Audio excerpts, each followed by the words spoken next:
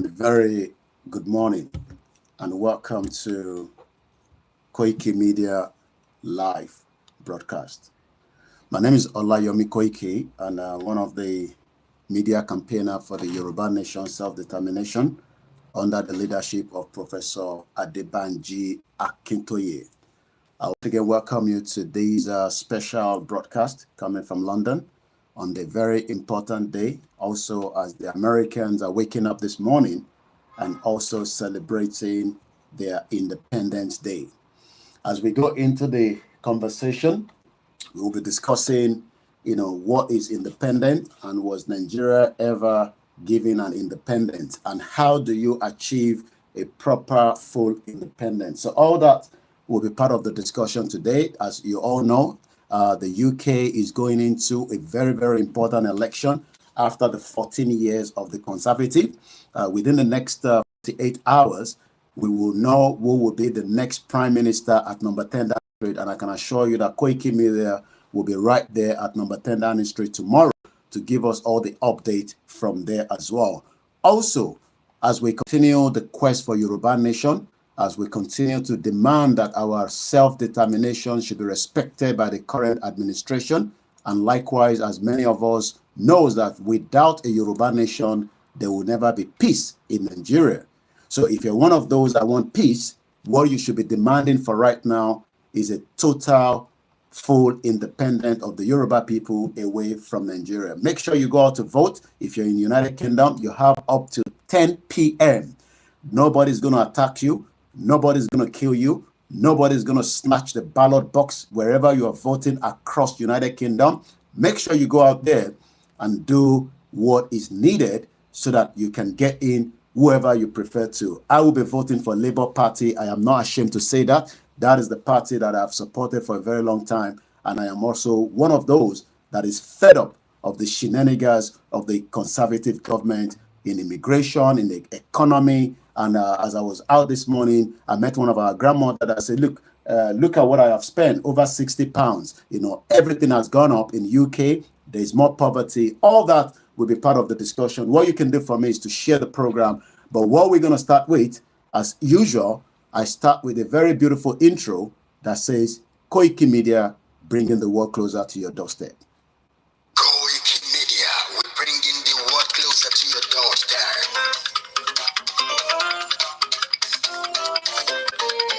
Koikimedia, Koikimedia, Koikimedia, we're bringing the world closer to your doorstep. Koikimedia.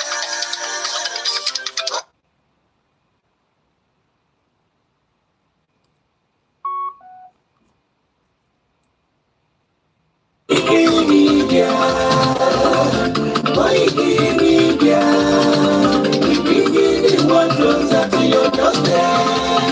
Àwọn sálára àgbáyé dá, àwọn ló máa ṣàǹtì èdè.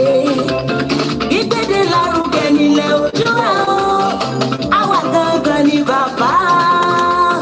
Koikimedia, Koikimedia, Koikimedia.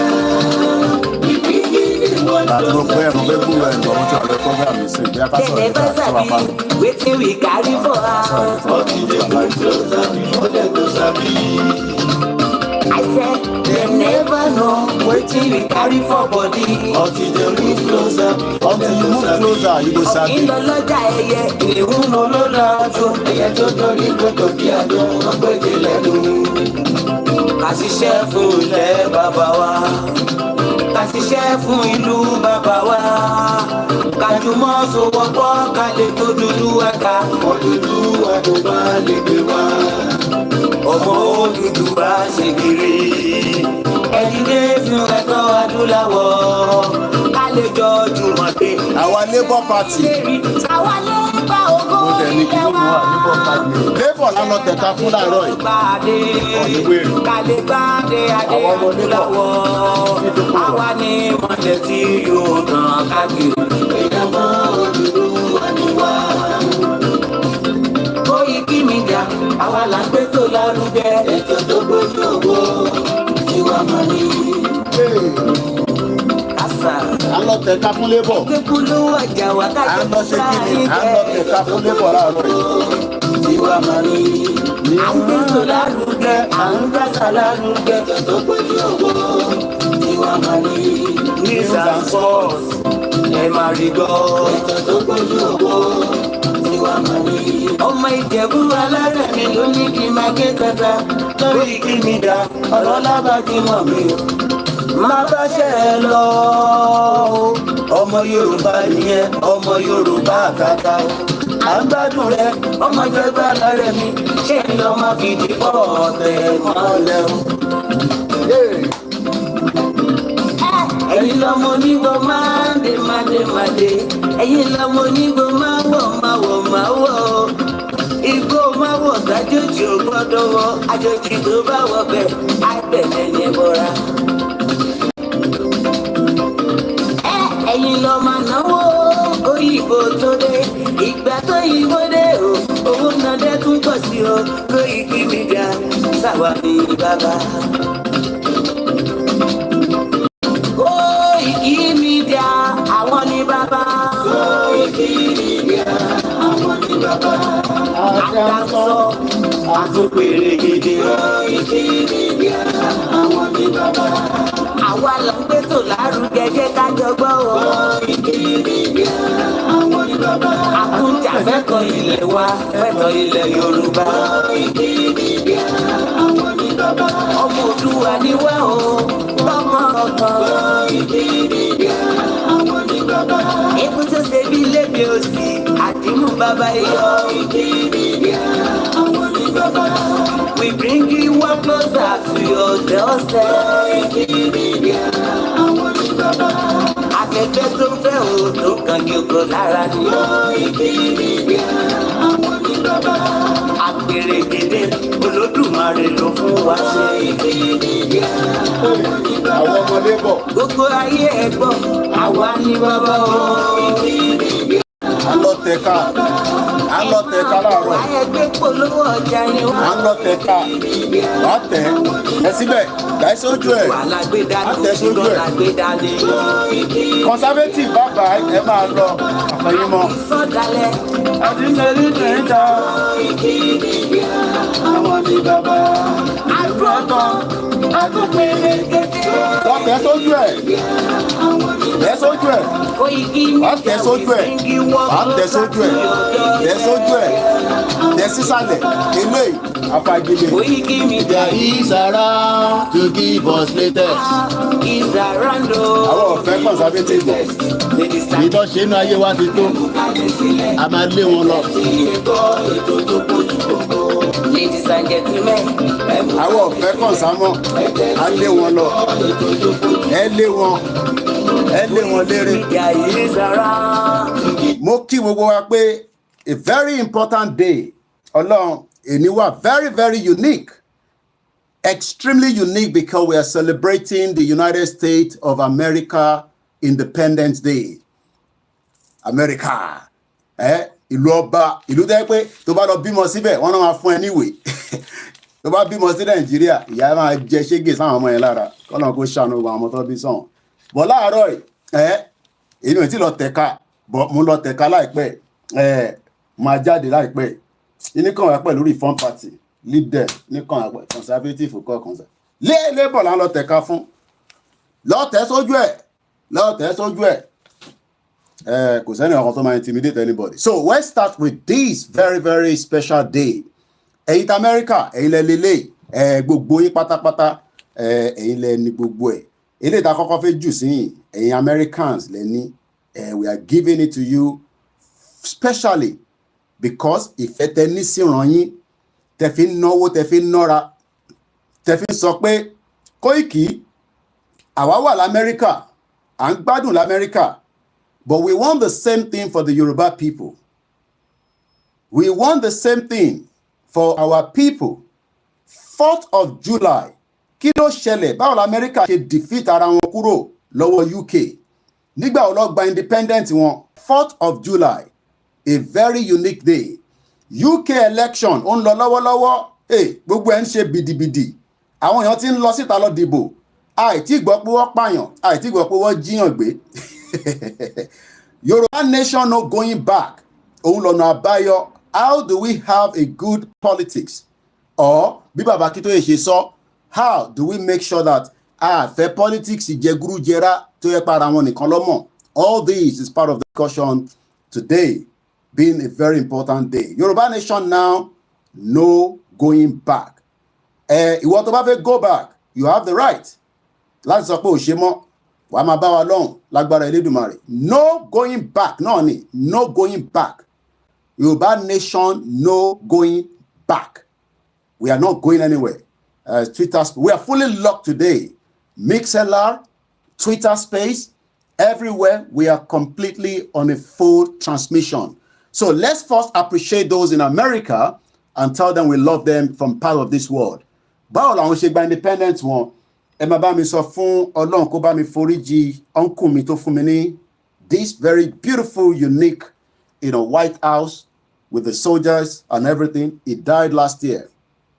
What a very sad situation that we all live sometimes. It was here in UK. He gave me a mug. He brought this for me. But I will not mention the name, but Ọlọ́run mọ̀ yín, k'Ọlọ́run bá mi foríjì yín, gbogbo àṣìṣe yín kó parẹ́, àti gbogbo àwọn tó ti kú tó jọmọ Yorùbá tó ń gbé l'Amẹ́ríkà. Like our brother, the Fulani terrorist killed, Mr. Gbenga Wolabi from Maryland, that traveled back to Nigeria to set up a business that he was running. Unfortunately, the Fulani killed him, murdered him after collecting ransom. Just like Rachel Okpadele, a Yoruba woman that was also killed right inside,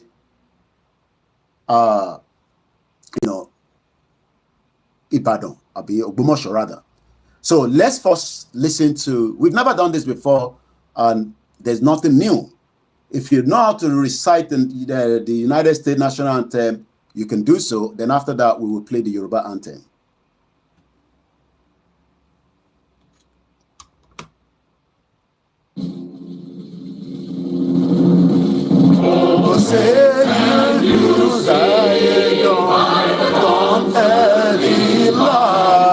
What so proudly we hail at the twilight's gleaming, whose broad stripes and bright stars through the furious fly. All the ramps we watch, we're so gallantly streaming, and the rocks red glare the bombs bursting in the air. Gave proof through the night that our flag was still there.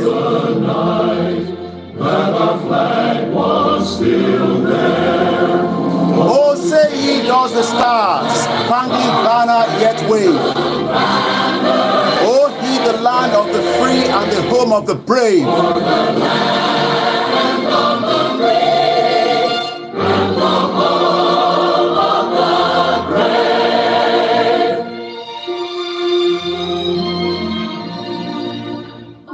Oh, the shore dimly seen through the mist of the deep, where the foe's hot host in the dread silent reposes.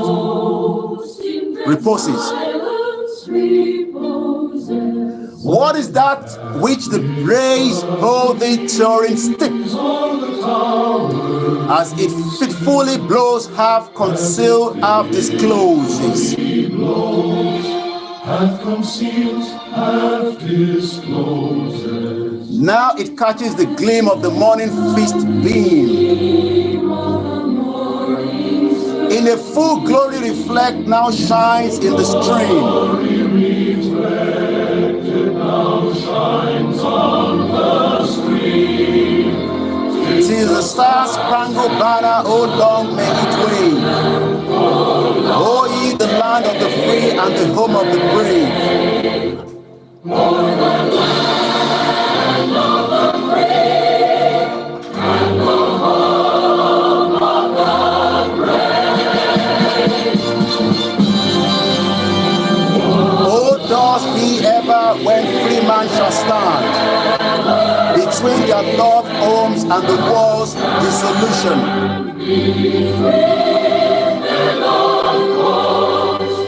And what war's desolation? and peace. May they live in the rescued land. Praise the power that hath made and preserve us a nation.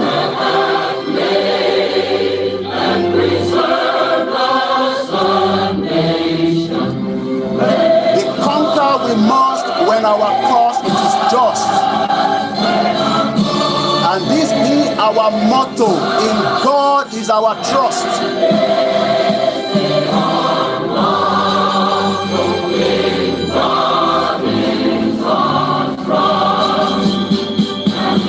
And the star-spangled banner in the triumph shall wave. Oh, the Lamb.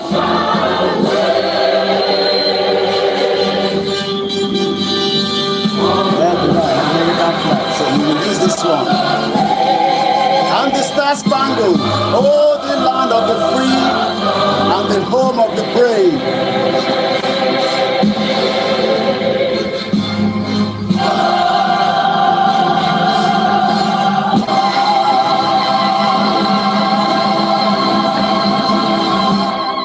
That is the America you want to go to.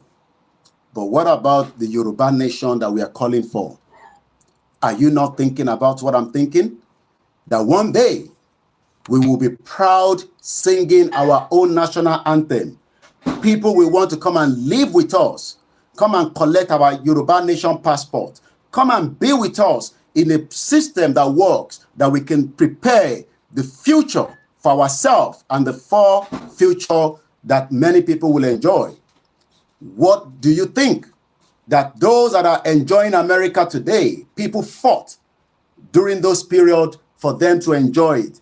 So if you know how to sing the Yoruba Nation anthem, this is the time to recite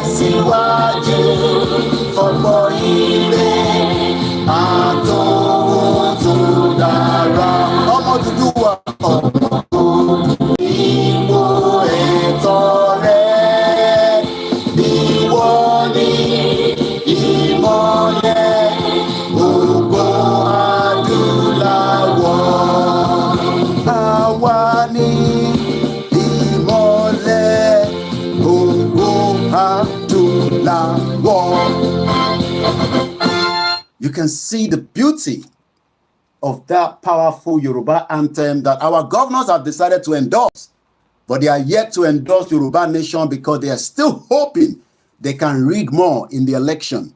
They can still ballot boxes. Good morning to you, my brother, all the way in Woolwich, and I'm sure that most of you that have cast your vote, either through the postal voting, and if you have not done so, please make your way out until 10 p.m. local time in UK, where you should be casting your vote. Yes, I'm aware that as a Yoruba political party, you have the right to vote for whatever you prefer to vote for. And Mr. Oni is contesting as an MP in Peckham area. So if you're in the area, you have every right to decide if he is the right candidate for you to vote for. But for now, I will be putting my vote for Labour Party. Don't ask me why, because I am not interested in this guy called the Conservative Party. I am not here selling anything to you. I am saying me, OLAYOMI KOIKI, I will be voting for Labour Party today, the 4th of July, also being the Independence Day of the United States of America. We saw the shenanigans, how election was rigged in Nigeria last year. That is what they want us to feel, and that is how they want us to continue. And when we talk about Yoruba Nation to come out of the shithole country called Nigeria that the British amalgamated, the British citizens are going out to vote today. Nobody will intimidate them. Nobody will ask them to vote with money being paid to them. You are going to vote for whoever you prefer as your choice candidate. With over 90 political parties in Nigeria, a criminal country that doesn't have respect for human rights, many Nigerians were not allowed to vote in 2023.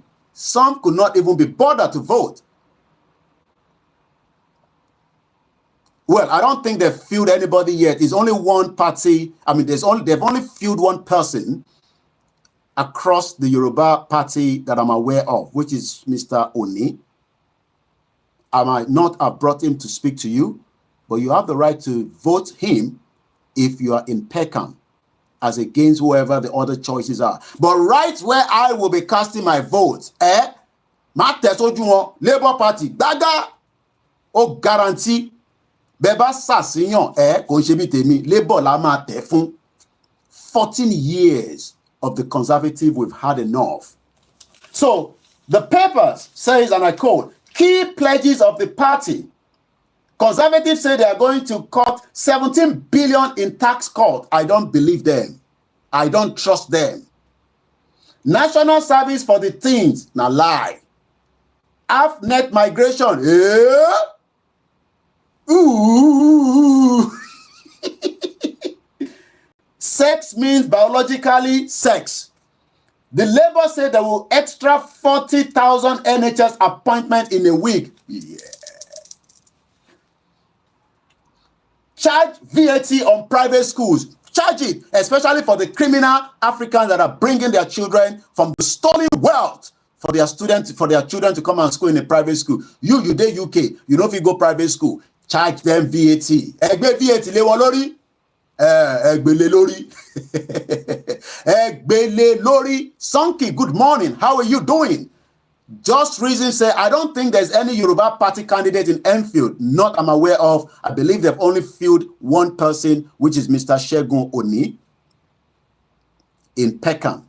Senyara Peckham, any choice to bring in a Yoruba man into the realms of the MP. There's not just one Yoruba person. I know about Kate in Edmonton. She's a Nigerian, though she's not Yoruba. But there's another man that is MP with the Conservative.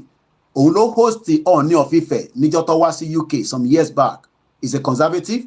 We have Kemi Badenoch. She's an MP. But we don't want them back in power. That is the beauty of the politics in here in UK.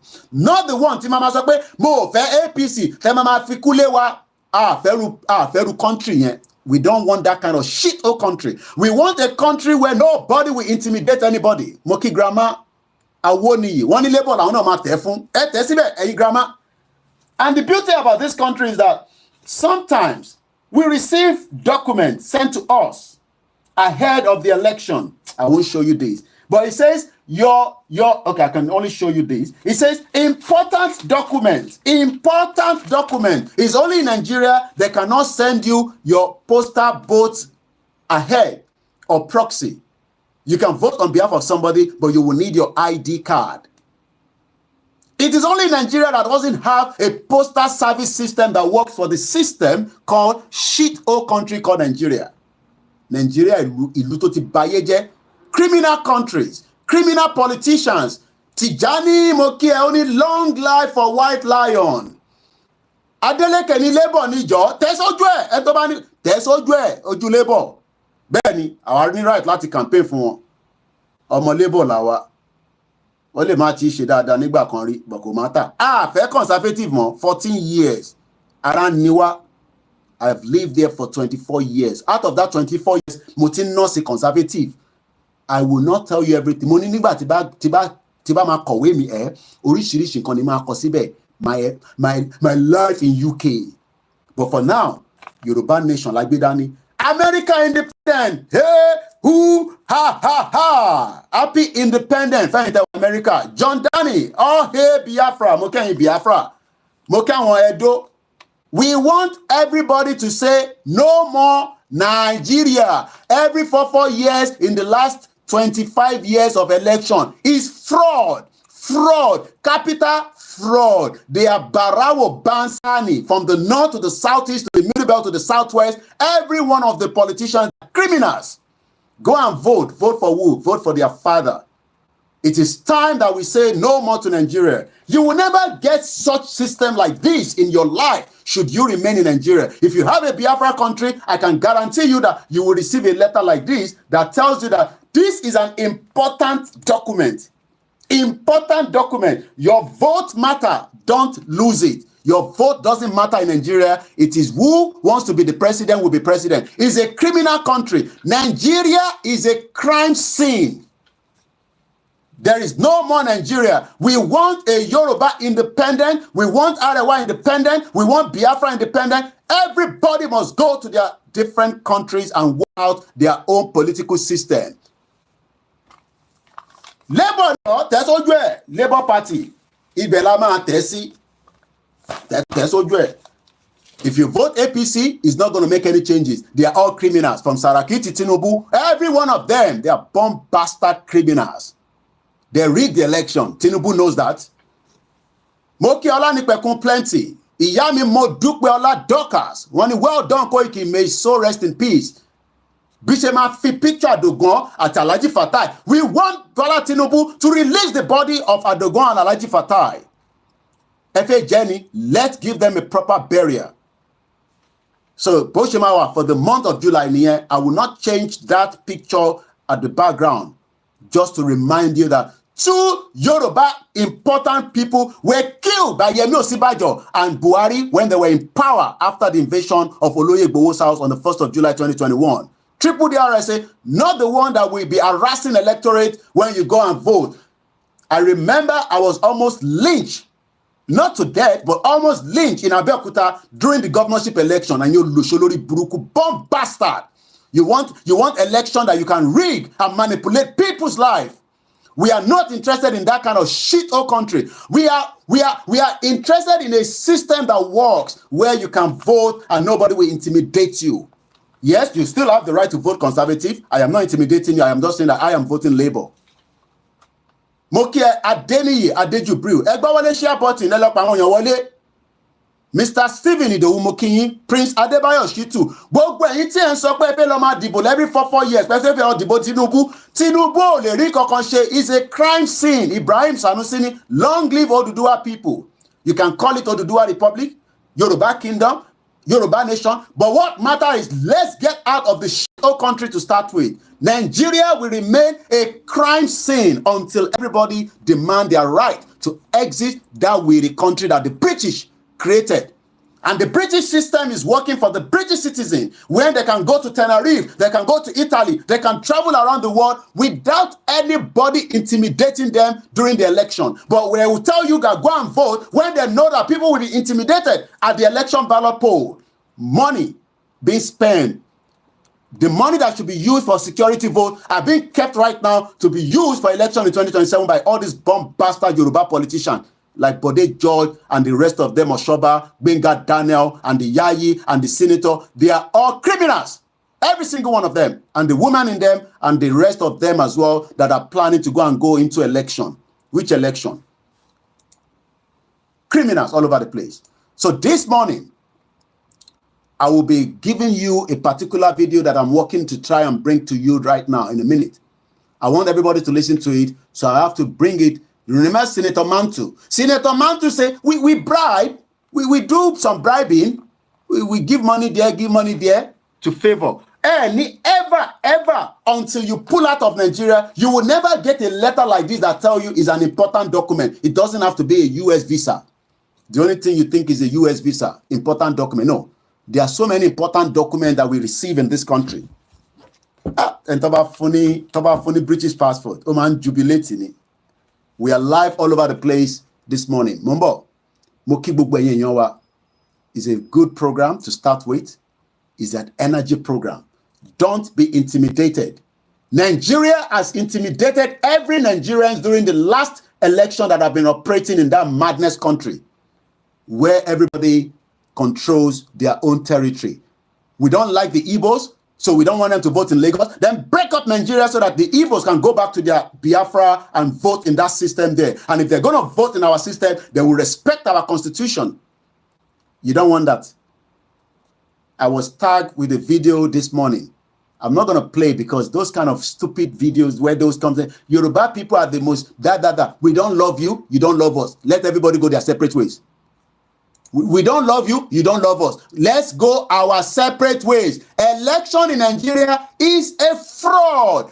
Biggest fraud. Peter George said, I cast my vote a week by post before the election because it will be busy today. Thank you so much. That is the way it is done in the United Kingdom. It will never be done in Nigeria.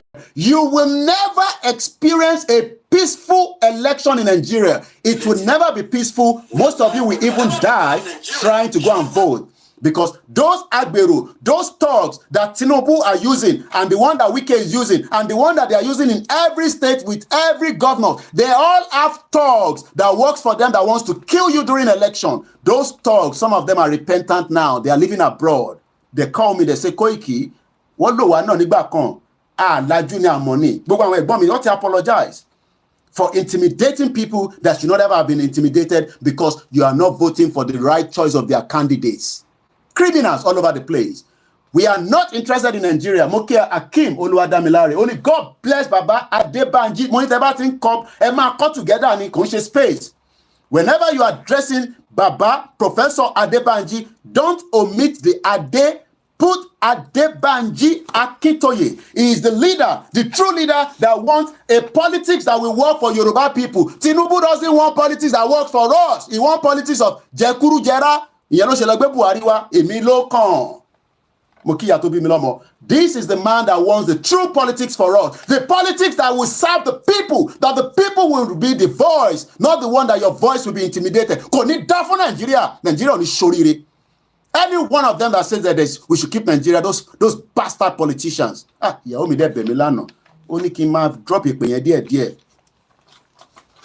and I love my wives and my mother.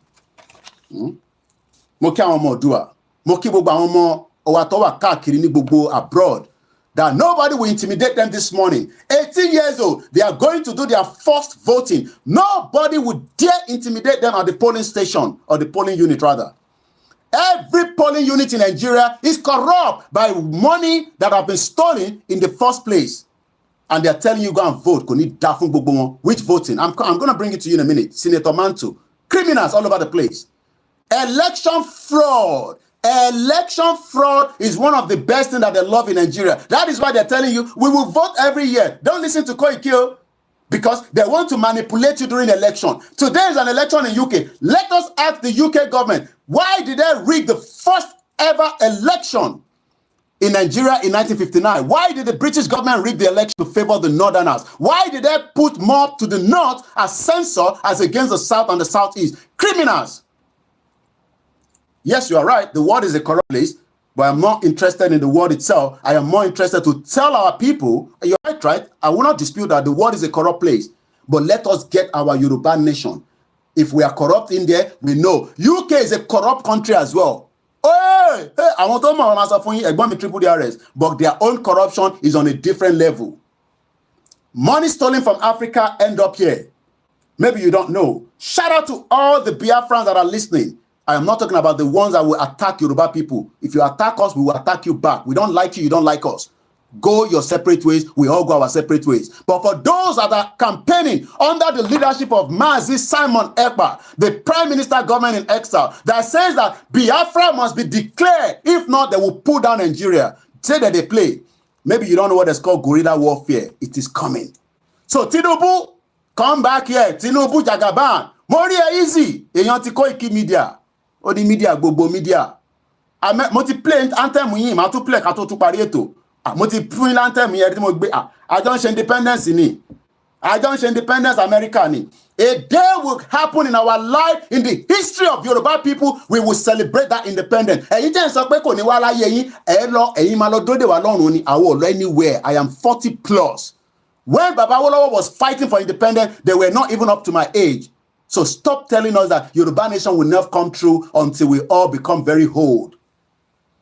Mokiwo went out in Benin Republic. Igbowo, àwọn èèyàn sọ pé wọ́n bá ń kí Ìgbòho irúmọlẹ̀ ó ní òun ò fẹ́ politics tí kò favour gbogbo èèyàn òun ní right nígbà táwọn ṣe politics ẹni ó ṣe politics yes he has the right but ó wá rí i pé àwọn táwọn jọ ń ṣe politics yìí kò favour mẹ̀kúnnù òmùgọ̀lẹ̀ yìí tẹ̀ ń sọ pé Ìgbòho ṣe politics ó ṣe politics yes kò sí kankan tó wrong níbẹ̀ ó wá rí i pé no politics lélẹ́yìí politics jẹgúrújẹrá lélẹ́yìí ó wá pull back ó wá dúró ti àwa mẹ̀kúnnù àwọn olówó wá ń wo Ìgbòho pé Ìgbòho àwọn olóyè kò wà lọ́dún ẹ̀ Ìgbòho nínú I am not going to be on your side ọ̀dọ̀ mẹ̀kúnnù ni mo fẹ́ wà nísìnyí in tó ń ta wọ́n lára nìyẹn àti bàbá aláṣọ funfun in tó ń ta gbogbo lára nìyẹn pé Ìgbòho wà lára àwa nísìnyí kò sí lára tiwọn mọ́ ó dẹ̀ náà kọ́ nìkan lálágbára nílẹ̀ Yorùbá alágbára pọ̀ bò ó lóun ò bá ń ṣe mọ́ mo kí ẹ Bọ́lájí Yusuf mo kí gbogbo ẹ̀yàn ọmọ Yorùbá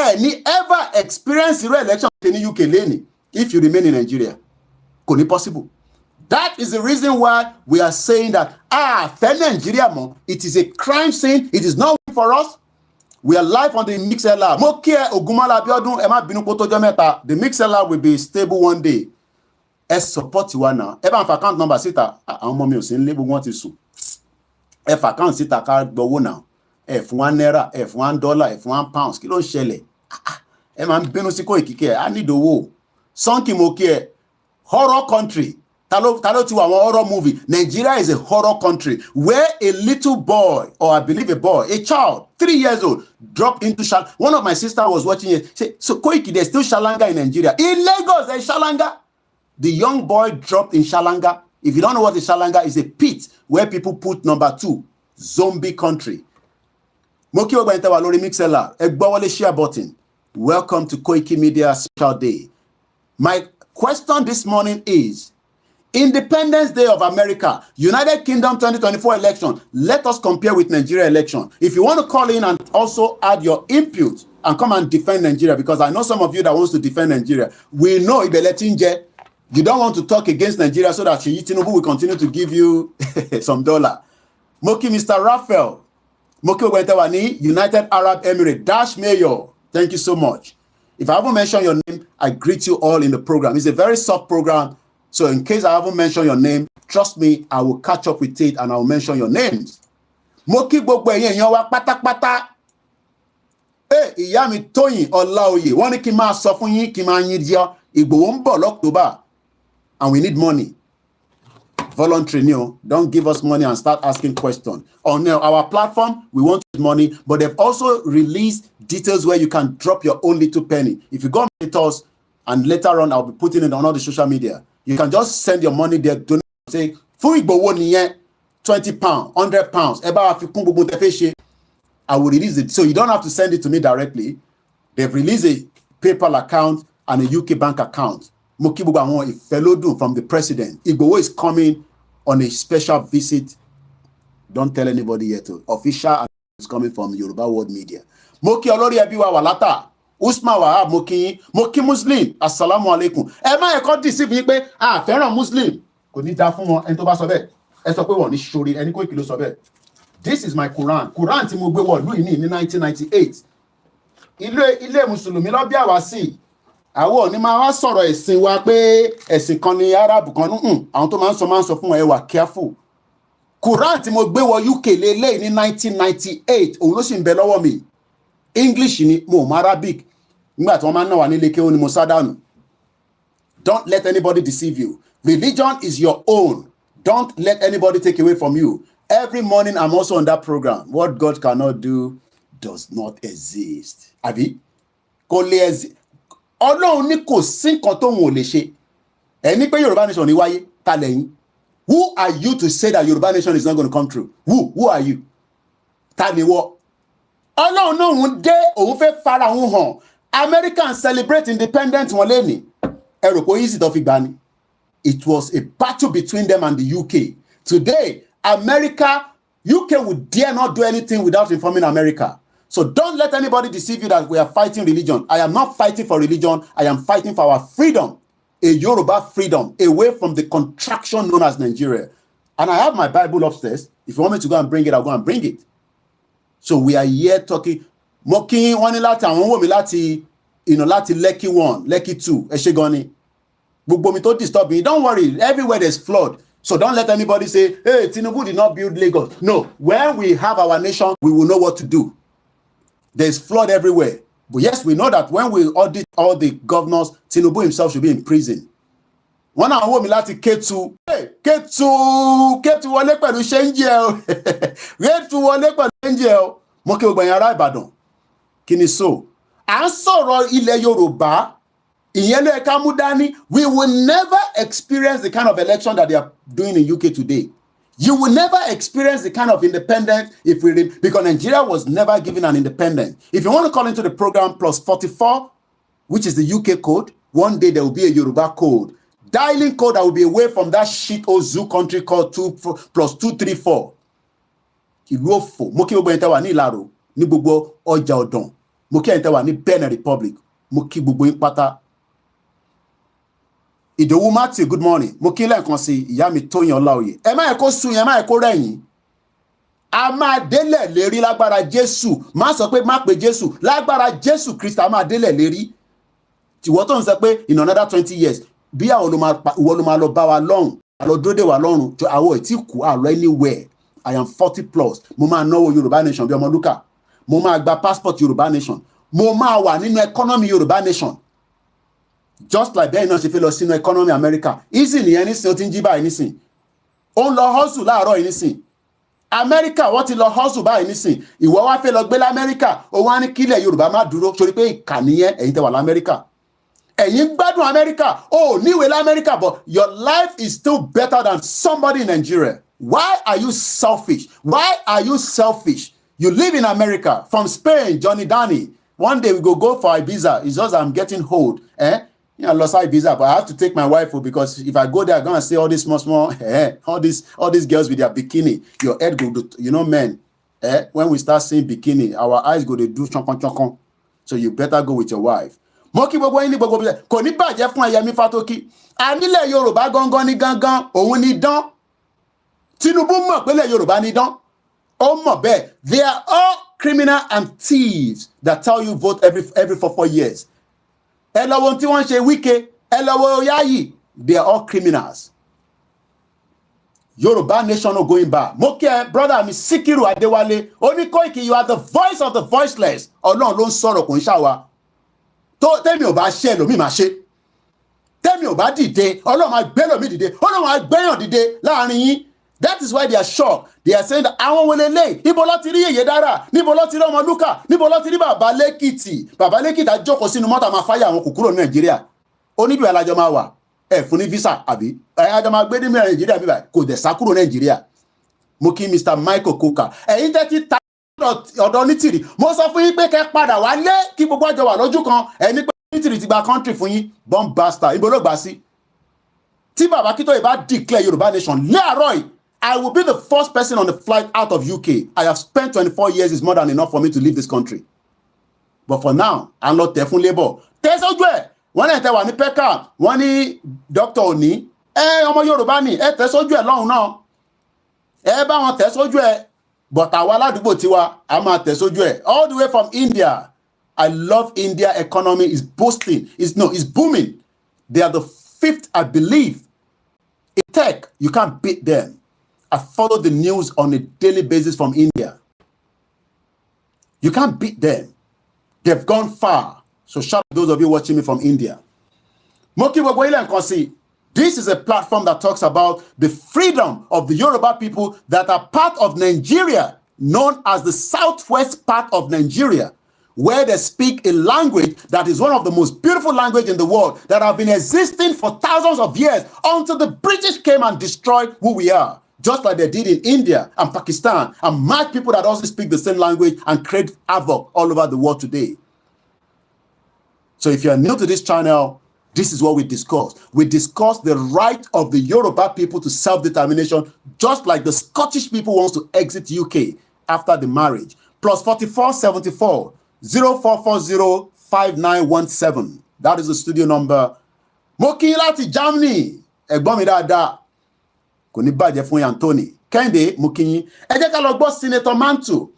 Don't ever believe any politicians that they have your voice or they're going to respect. They're not going to respect you. They are all criminals. Bomb bastard criminals, and it is time we tell them enough is enough of what they've dragged Nigerian into. Our passport is not respected anywhere in the world, not even in India. Shout out to those of you watching us in that part of the globe this morning. We are more than enough to be a country. 35 million people should be able to set up their own country. Mukinla to Orile my 12. Orile wole pẹ̀lú change. The Yoruba will be free. It is just that we are still having difficulty with people that are saying that, Koiki, we don't understand this Yoruba nation. What is it that you don't understand? You live in UK. You are going to vote now. Everybody intimidates you. Didn't you see how your family were all intimidated in the election last year? You live in UK. You live in America. You are celebrating independence today. Is that independent in Nigeria? Moki Baba Miolalekan. Good morning, Koiki. We appreciate your work. Yoruba nation is our only option.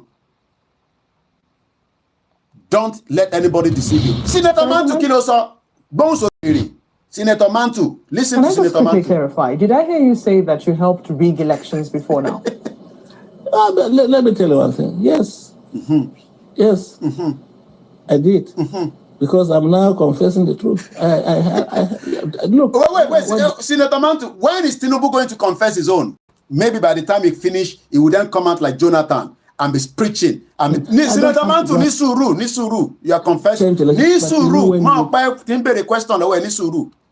When they complete their tenure, they will now sit and channels will be interviewing them. So how do you think about this? Where is Osibajo? Osibajo, after 8 years, come and talk to us. Ori LinkedIn, Noah.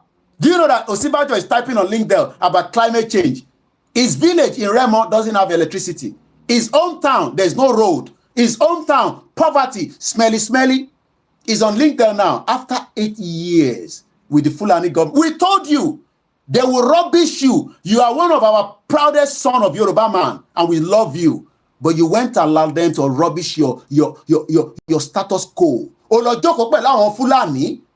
8 years. Yemi Osibajo. One of the youngest professor that was doing very well until he dived into politics with the Fulani because Tinubu deceived him. Yeah, you go and be the vice president. Then the Fulani now told you can see Weri and Fulani Weri. Bastard. The Northerners, Olushiniwon. What be Osibajo? What be attacking Tinubu? And I don't even know whether it's Tinubu that told him to go and contest anyway, because you don't know this politics. They are criminals. They are all criminals. Osibajo is one of them. So don't try and tell us he's a redeemer.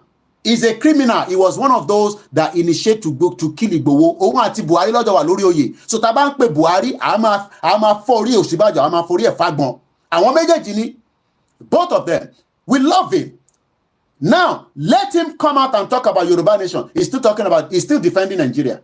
Yemi Osibajo is still defending Nigeria after 8 years of a bastard government that he was part of. All the meeting he was doing. Remember, he was always putting on these glasses with Babawolowo hat. Nisuru, Senator Mantu. Nisuru only. Oh, now you have repent. Yemi Osibajo, have you repent as well? Have you gone to confess your crime of how Fulani killed Yoruba people and you did not speak out? How the Yoruba economy was destroyed, including all Nigerians' lives were destroyed. You have not come out with your wife to apologize. You are still defending Nigeria. You can see why we say to you, we love him. I love Osibajo. He's a Yoruba man. But it's part of the criminal government that Buhari did on our lives as Nigerians, so to call. Bones, okay, Senator Mantu. Senator Mantu, can I just quickly clarify? Did I hear you say that you helped rig elections before now? Let me tell you one thing. Yes. Yes. I did. Because I'm now confessing. I'm not a repentant. Look, what do I mean? I don't have to go and change. But you know, when you provide money, you give money to INEC boys to help you if they see any chance. Okay, Mr. Jaye, good morning. That they should favor you. You provide money to the security. All our elections in the past. I've been in this game for about 40 years. Did you hear that? And I tell he has been in the game for 40 bloody years out of the 63 years of Nigeria. So these ones were part of the military cabal. These are the people that you want us to remain with. He has been in the game for 40 years. They are never tired. As they are getting older, they are becoming more criminal. So they will tell you, go and vote every 4 years. One month we voting here, David Kokon. 1 month we vote, they don't vote here. Kogbe is not representing anybody. Yes, Osinbajo actually kept mute when life were destroyed across Nigeria. He could not do anything because they were telling him he would be the next president. Osinbajo wanted to be the president until what squeeze what what dasilara. Area where man need to sin. Koleso only LinkedIn. I follow him on LinkedIn. He keep posting about climate change, energy change. The one that he came to do in London that he was running away from Koikimedia. Tofik Belosa abe staircase kan lo gbe salo. Ó ti ṣe tán nísìn after 8 years. Ìyẹn láti sọ fún yín pé Tinubu náà máa ṣe, don't come and tell me 8 years of Tinubu. He only has the mandate for 4 years to start with. Bóun náà ṣe máa ṣe tán nìyẹn tó máa wá di pé Tinubu náà keep mute. Wọ́n nílé sọ̀rọ̀. So ẹ̀yin tẹ́ ń support wọn láti ta, any right láti support wọn, but ẹ bi wọ́n pé what future will Tinubu give us after he has left office? Because so far he's going to rig the next election anyway. But after he finished, El-Rufai is waiting. El-Rufai will be more wicked than Tinubu. Imagine Yoruba people saying they are more happy. Buhari gbe love lo. I have the video. Remember? Each time. We are talking about politics today, as it's also reflecting the UK election. And don't think ever that, but the election in America and the UK is a long-time election. Democracy. Shut up your mouth. Shut up your mouth. Shut up your mouth. Which democracy is longer? Do we have to be long before we do the needful? Aboromoyin. Baba mi Prophet John Ogundele. Yoruba independent very soon. Ọlọ́run òun ṣiṣẹ́ lọ́wọ́. Ọmọ Yoruba wá ní Buhari ó gbé love lọ. Imagine Yoruba coming out to say Buhari gbé love lọ. Àtúnrọ̀mọ́ pure ọ̀tà báyìí pé kó lọ ra pure ọ̀tà wa. Pure ọ̀tà ń sì ó ti di méjì, báàgì méjì, 500. Kí ló tún ṣẹlẹ̀? Èwo ló tún ṣẹlẹ̀ báyìí? Kí ló tún kó pure ọ̀tà omi tá fi ń dáná? Omi tá fi ń dáná. Kí ló dé pé gbogbo nǹkan báyìí ìnira ti pọ̀ jù, ìnira pọ̀ jù Lagos State yìí, kí ló ṣẹlẹ̀? Nígbà tẹ́ ẹ̀ ta pure ọ̀tà láti inú mọ́tò méjì 500, méjì báàgì méjì 500 láti inú mọ́tò, àwọn tó máa tún tà á kọ́lé ló máa tà. Kí ló pé ìnira á pọ̀ jù ní Nàìjíríà, ìnira ti pọ̀ jù. Àtìgbà tí Buhari ti fọ́lẹ̀ báyìí ni Buhari ti gbé lọ́ọ̀fù lọ, ló ti gbé ìfẹ́ lọ. Do you understand that? I mean, how did we get to where a Yoruba man is coming out to say, àtìgbà tí Buhari ti lọ, ó gbé lọ́ọ̀fù lọ? We are now comparing even Buhari, that Buhari took away the love. Mo kí gbogbo ẹ̀yin tẹ́ wà lórí Twitter space. We are live on the MixLR. It's much cheaper for you to listen on the MixLR than on the YouTube because you save your megabyte. But if you're someone that want to see my face while I'm doing my program, you just don't want to listen to me alone, or you can download the video after the program, whichever way you prefer. But there are so many few things I can do that people will listen to us. Money, so mass of for fun. Why do you think that Elon Musk can control the world with his money?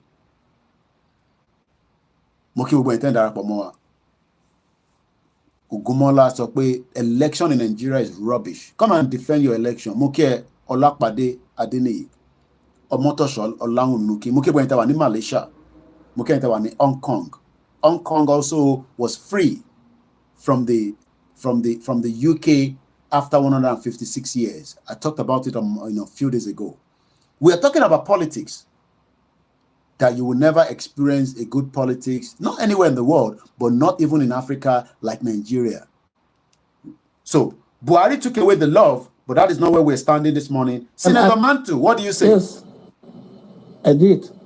Because I'm now confirming the truth. Look, what do I mean? I don't have to go and change election. But you know, when you provide money, you give money to INEC boys to help you if they see any chance. That they should favor you. You provide money to the security. all our elections in the past, I've been in this game for about 40 years. Did you hear that? And I tell you, each time, it's not necessarily when I'm contesting election, but when my party sponsors a candidate. I would like that candidate to win election.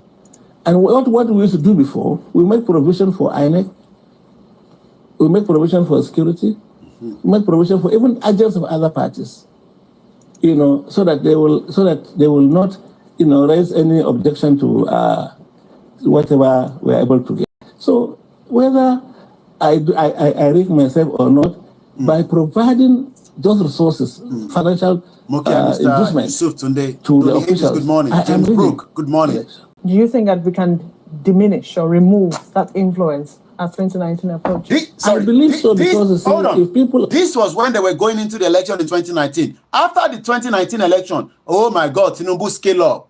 That one was even another criminal election that they held last year. This one was when they were going for the 2019. I told you that you will never experience any quality, proper election in your zoo country called Nigeria. Ask people at home, they will tell you. Those, okay, Senator Mantu. Like me, and they refuse to do it. If we, the players, unless we give before somebody will take. Okay. Right? So don't give. And then we will not get a taker. We will not get a taker. Okay. Why? You don't even ask me why am I thinking this way. Look. Why? I am tired of being seen as a criminal in the streets of the world because we are in Nigeria. Okay. You assume that everybody is an innocent human being until it's proven otherwise.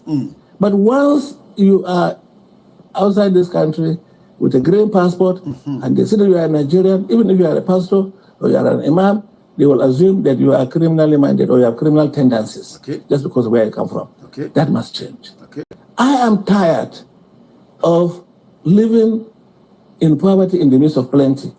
I cannot, even no matter how much you have, every day you see people coming to you, relations, friends, this and that. My wife has given birth, my mother is in the hospital, this and that, every day. But if everybody had enough to take care of himself or herself, they won't come bothering you to say, give me this, give me that. And I believe that we have the resources that people can live a decent life without being... People can live a decent life. Did you hear that word?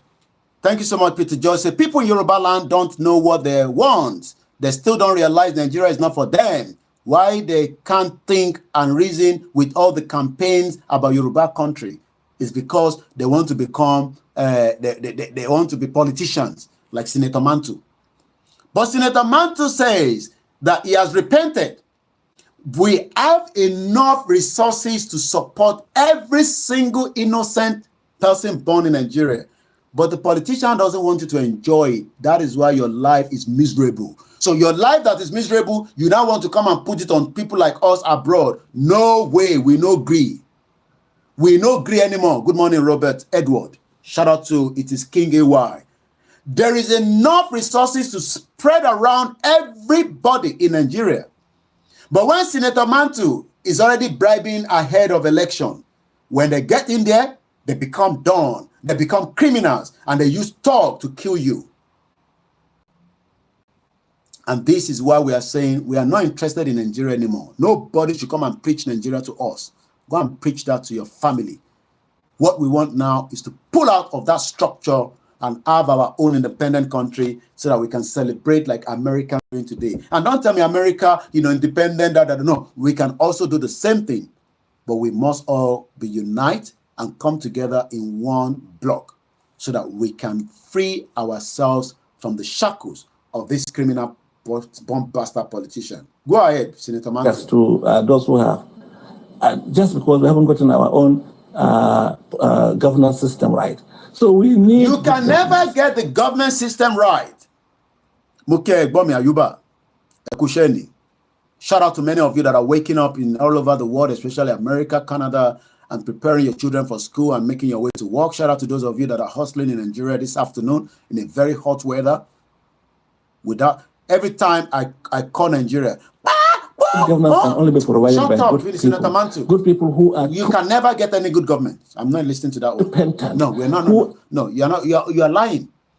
It's because maybe you couldn't get a British passport or another passport Because if he was using other passport that is not Nigerian passport, they'll probably still be in the same game. And they're all the same. So, níbo la wà láàárọ̀ lórí ọ̀rọ̀ Yorùbá nation. Koiki, you know, ẹ̀gbọ́n kankan mọ́. Stop saying, ẹ má máa sọ pé ẹ̀gbọ́n kankan mọ́. I have told you that Nigeria has been existing for 63 years. So pulling down that structure will take a lot of work, which is exactly what we are doing right now. Yes, other people will disagree with us. Other people might say that that is not the way to get it. Some might even have their own other options. But the only option that we are following under the leadership of Professor Adebanji Akintoye is that we want to be free totally away from the monster country called Nigeria. So what I'm going to do right now is just to take us through the first one, which is America independent. Let's talk about it. How did America gain that independence? How did not Slovenia this time around? It is US that we want to talk about. How did they gain their independence? US. The American Revolution. Now we are in a serious program now. We've done 1 hour and I want to move swiftly. Shout out to many of you that have joined us. If you're new to the platform, this is a platform that talked about the right of the Yoruba people and the indigenous people to be free from the shackles of Nigeria. I've not done my tea this morning and I'm not fasting. What's going on? My cup of tea. I think I should have played one more video and prepare my cup of tea, but let's go ahead. I will still manage. It's not the end of the world. Angelica Joke Mukinyima. Shout out to many of you that are new. Some of you that are just passing by. We're not forcing anybody to stay here. There's so many things on the social media, but on this particular channel, which is my channel, it talks about independence of indigenous people. You might come and say, Koiki, it's not going to happen in our lifetime. Well, you will probably be dead because it's going to happen in my lifetime. The work is already ongoing. Negotiation will be needed, diplomacy, dialogue. But can this end into revolution? Because the way Nigeria is right now is like that bomb that is about to explode. And everybody knows that, but we are just living in denial. We don't like the truth because I am not one of your pastors that come and tell you that it's going to happen. But good enough, we've heard about prophecies. You don't have to agree or believe in it. But all indicator is pointing that Nigeria will collapse if it has not yet even collapsed. Yes, there will. I mean, I was watching Ashimolowo with his new property that he's building and all that. Yeah, you can continue doing whatever you are doing. You have a project in Nigeria. Yeah, you continue. It's our land anyway. The only thing that we don't want to be part of is just that branding called Nigeria. That is what we're going to pull out. So, I mean, if you have a good business you are running in Nigeria, continue to run it.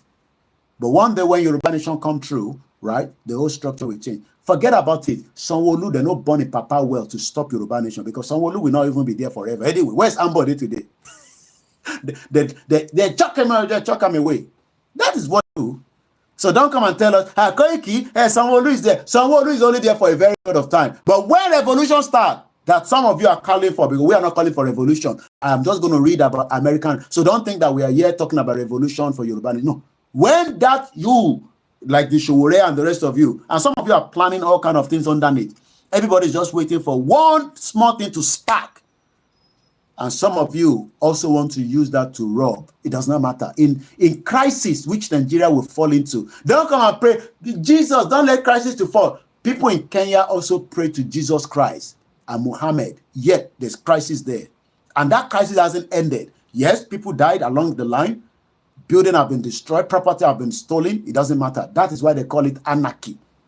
That is why we are saying to that Tinubu Jagaba, wake up, stop that your slumber sleeping. Wake up, because your sleeping is too much.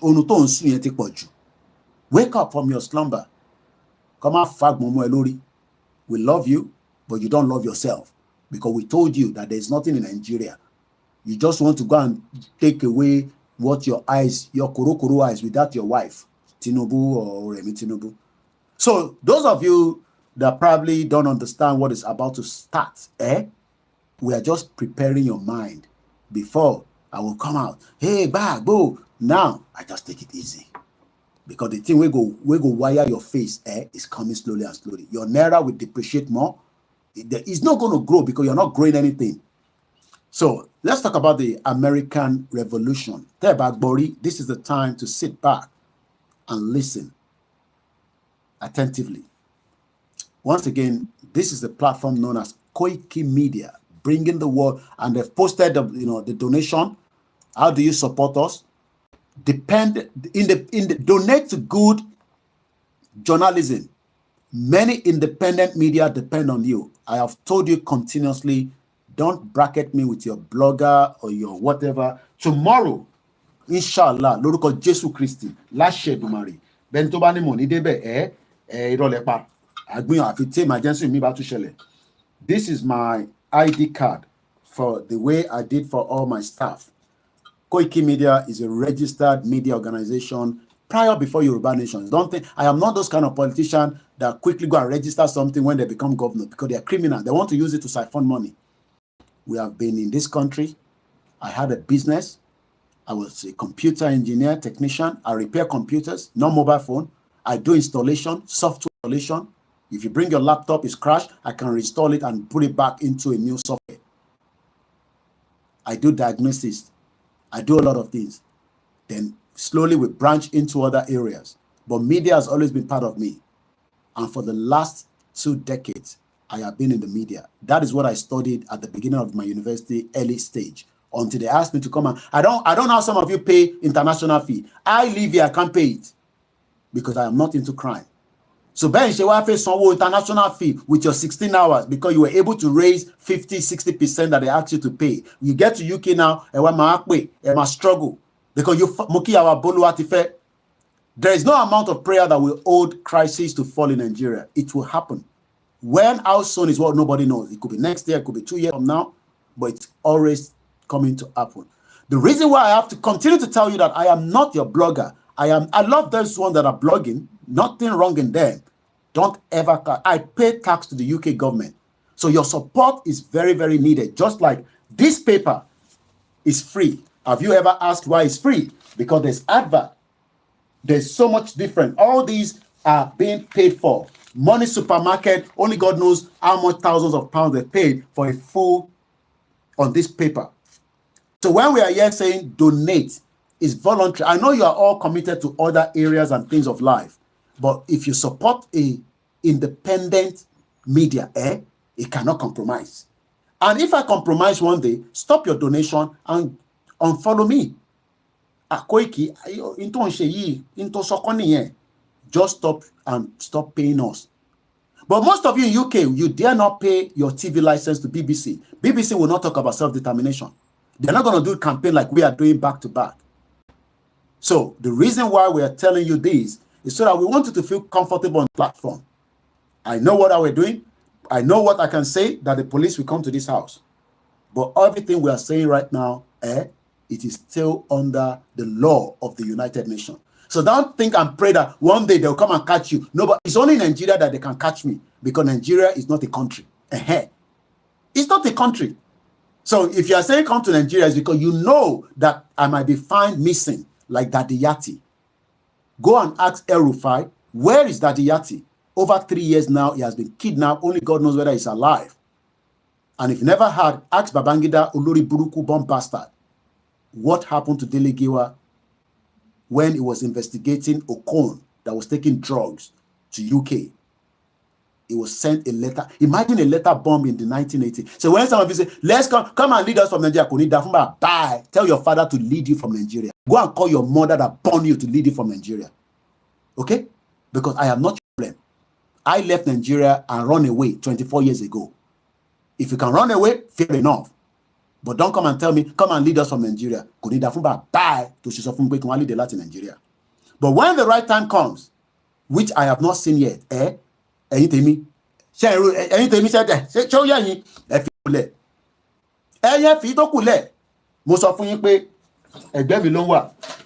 is the only bag I need to travel out to make my way down. But come and say, hey, come and lead us from Nigeria. Showore is at home. Go and follow Showore to lead you. Okay?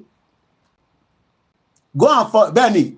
Julius, when Yoruba nation come to pass, many things will need to be arranged. Oh, a lot of things. We will start afresh. I will not be above the law. Nobody will be above the law, even in UK. You dare not. So support us. It doesn't matter. We take Naira. We take pounds. We take dollar. We take Canadian dollar. Just like every media. And it is ethical. Maybe you don't know. You've never heard about it. Or ethical to ask people to support. Because supporting us means that we can expand. We can do more. Yes, I will use part of that to look after myself. If I don't have internet in my house, how do I come out and talk to you? In the afternoon, I have to switch on the light. Not because I want to. It's because I am live. And so many other things that we can talk about. And also, I am not one of that, your Nigerian. Don't think this one is Nigerian Union of Journalists. No, this is for UK, okay? I pay every month as a member. This card has been renewed again for the next 1 year. It gives me access to equivalent to White House. Not everybody dares goes into the gate of number 10 and say, let me go inside. But the reason, you can see that even my new updated card, if you look at it, I have the background of number 10 Downing Street.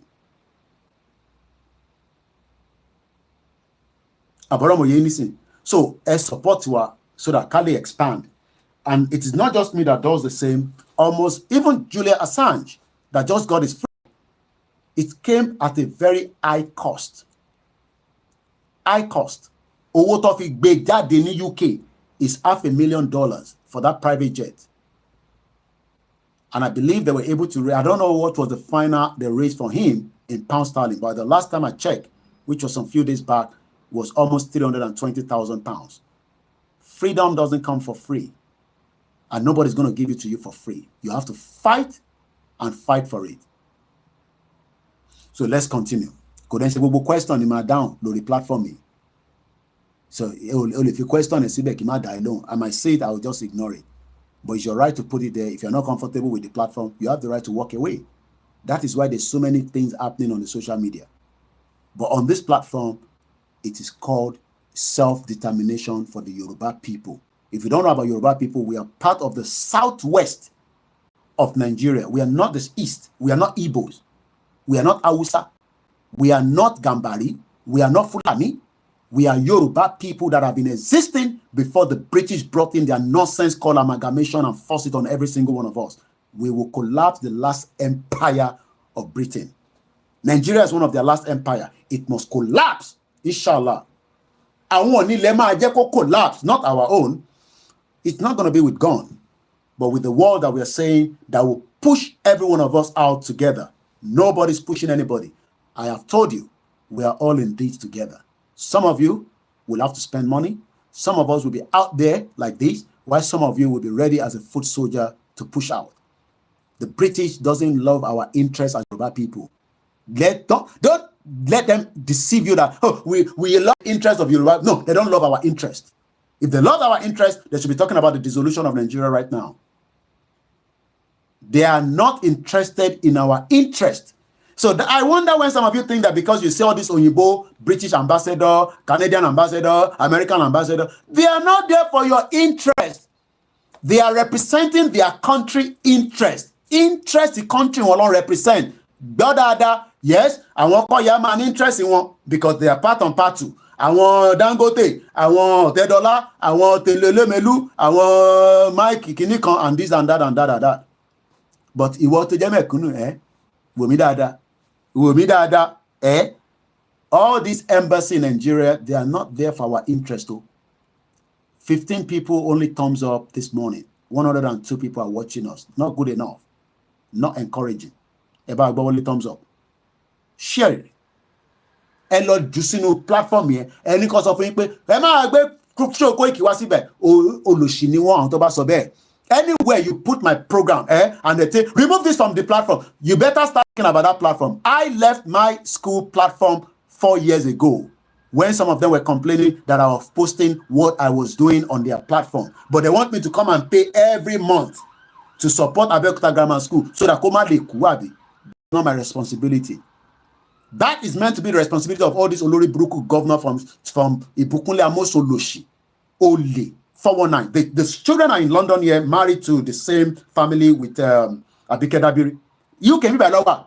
Don't think that all the embassy in Nigeria are there for your interest. They are not there for our interest. So, Bamidada, India is there for their own interest. How they will do business with Nigeria and there will not be problem. How Chinese will do business. How Belgium, Canada, their stooges will promote their interest. So don't think that when you see them drinking reception champagne, they are not there for our interest. Though. So interest is tiwa, and if you put my post on any other Yoruba people program on any platform, to disagree with where there is a problem in that platform, they will know straight away. They are not ready for your interest.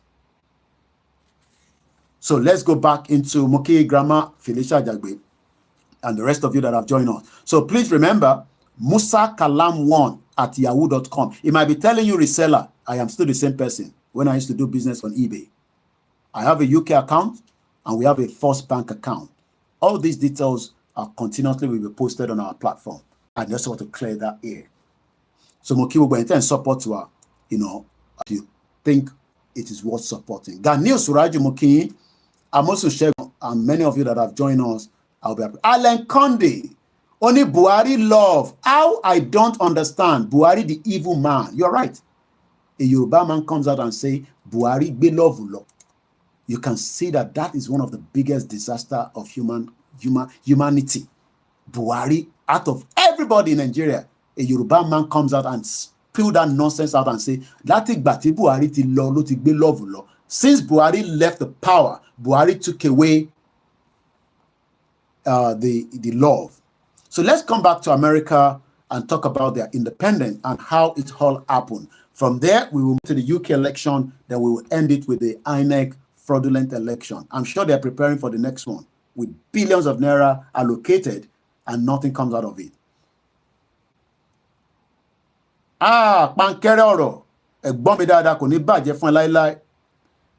Mo rí Tọ́pẹ́ Faturoti akéwì fún rẹ̀ ẹ̀gbọ́n ẹ̀ dúró tán Ọlọ́run bá ń dúró tì í. Ẹ̀yin tẹ́ máa ní Yorùbá nation ti gbọ́ oríṣiríṣi kúrò lọ́wọ́ wa. That is how it's going to look like. But the end result will fulfill every single one of us. Bó ṣe gbà lọ́wọ́ ẹ̀yin náà ló gbà lọ́wọ́ wa. It has affected everybody. That is what movement does. It drains you. I've lost weight. Not that I'm not eating, and there's nothing wrong with me, but it's just that the amount of the work that is put into it on a daily basis. Even there's some of my phone, I can't switch them off. Emails, this, that. So ẹ jẹ́ ká dúró tán. Mo kí n lẹ́ǹkan sí brother mi. Dúró ti gbogbo wa. Àwọn tó ti ṣánko lọ, we hope that they will come back home before they realize that Dúpẹ́ Onítìrí has nothing to offer. Ẹ̀yin tell them and send message. Ṣé Dúpẹ́ yẹn ṣé ó ṣì ní kankan? Please stop sending that nonsense. She has nothing to offer and she has never offered anything. Mr. Olalekan, Osibajo is a man I love and respected, but it disappointed me big time. I expected him to work for the interest of the Yoruba people. I want him to resign. That would have been the best integrity for him. But he decided because one promised the president, Nigeria, northerners. And maybe he knew it was just also for his own selfish interest. Because remember that every single one of them that came out contest, which I'll be talking about towards the end of the program, they all paid 100 million naira fund for the APC. And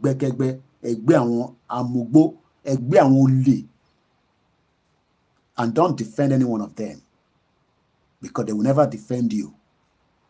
The American Revolution, also called the U.S. War of Independence, was the insurrection fought between 1775 and 1783. We don't pray for war, but Toba Shele, in Nigeria, it will take some time before everything goes back to normal. And if that should happen, a lot of things will shut down in Nigeria. They'll be limited to goods coming into Nigeria, which is why we are saying, Emma Echo this stage here, before Nigerians rise up and fight back, as is happening right now in Kenya. Because any country that has crisis and this, I mean, yes, that is going to be the solution, but there are other ways that can fulfill our solution to the dissolution of Nigeria. Coming on the round table and discussing the issues, which is we're doing right now. But I tell the politicians, especially when they say, because that word coming out from you guys, I'm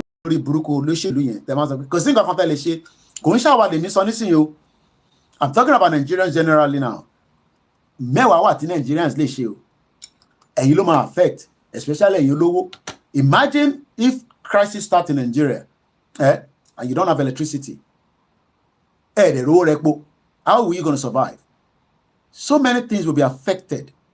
So it is time that we let them know that let us come on the round table and decide our fate. And you call them a force wa pe ka wa nu Nigeria. Ko possible bí aláyé ìgbà kan. Ayé ìsìn ti yàtọ̀ sígbà tí yín.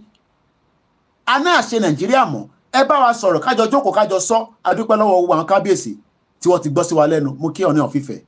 Mo kí gbogbo àwọn ọba ilẹ̀ Yorùbá pátá láyọ̀ ẹnì kankan kúrò. Mo kí ní gbogbo ìlú Ìgbòho. Bọ̀kẹ́ wa máa sọ fún wa pé kò sí nǹkan kan tá lè ṣe.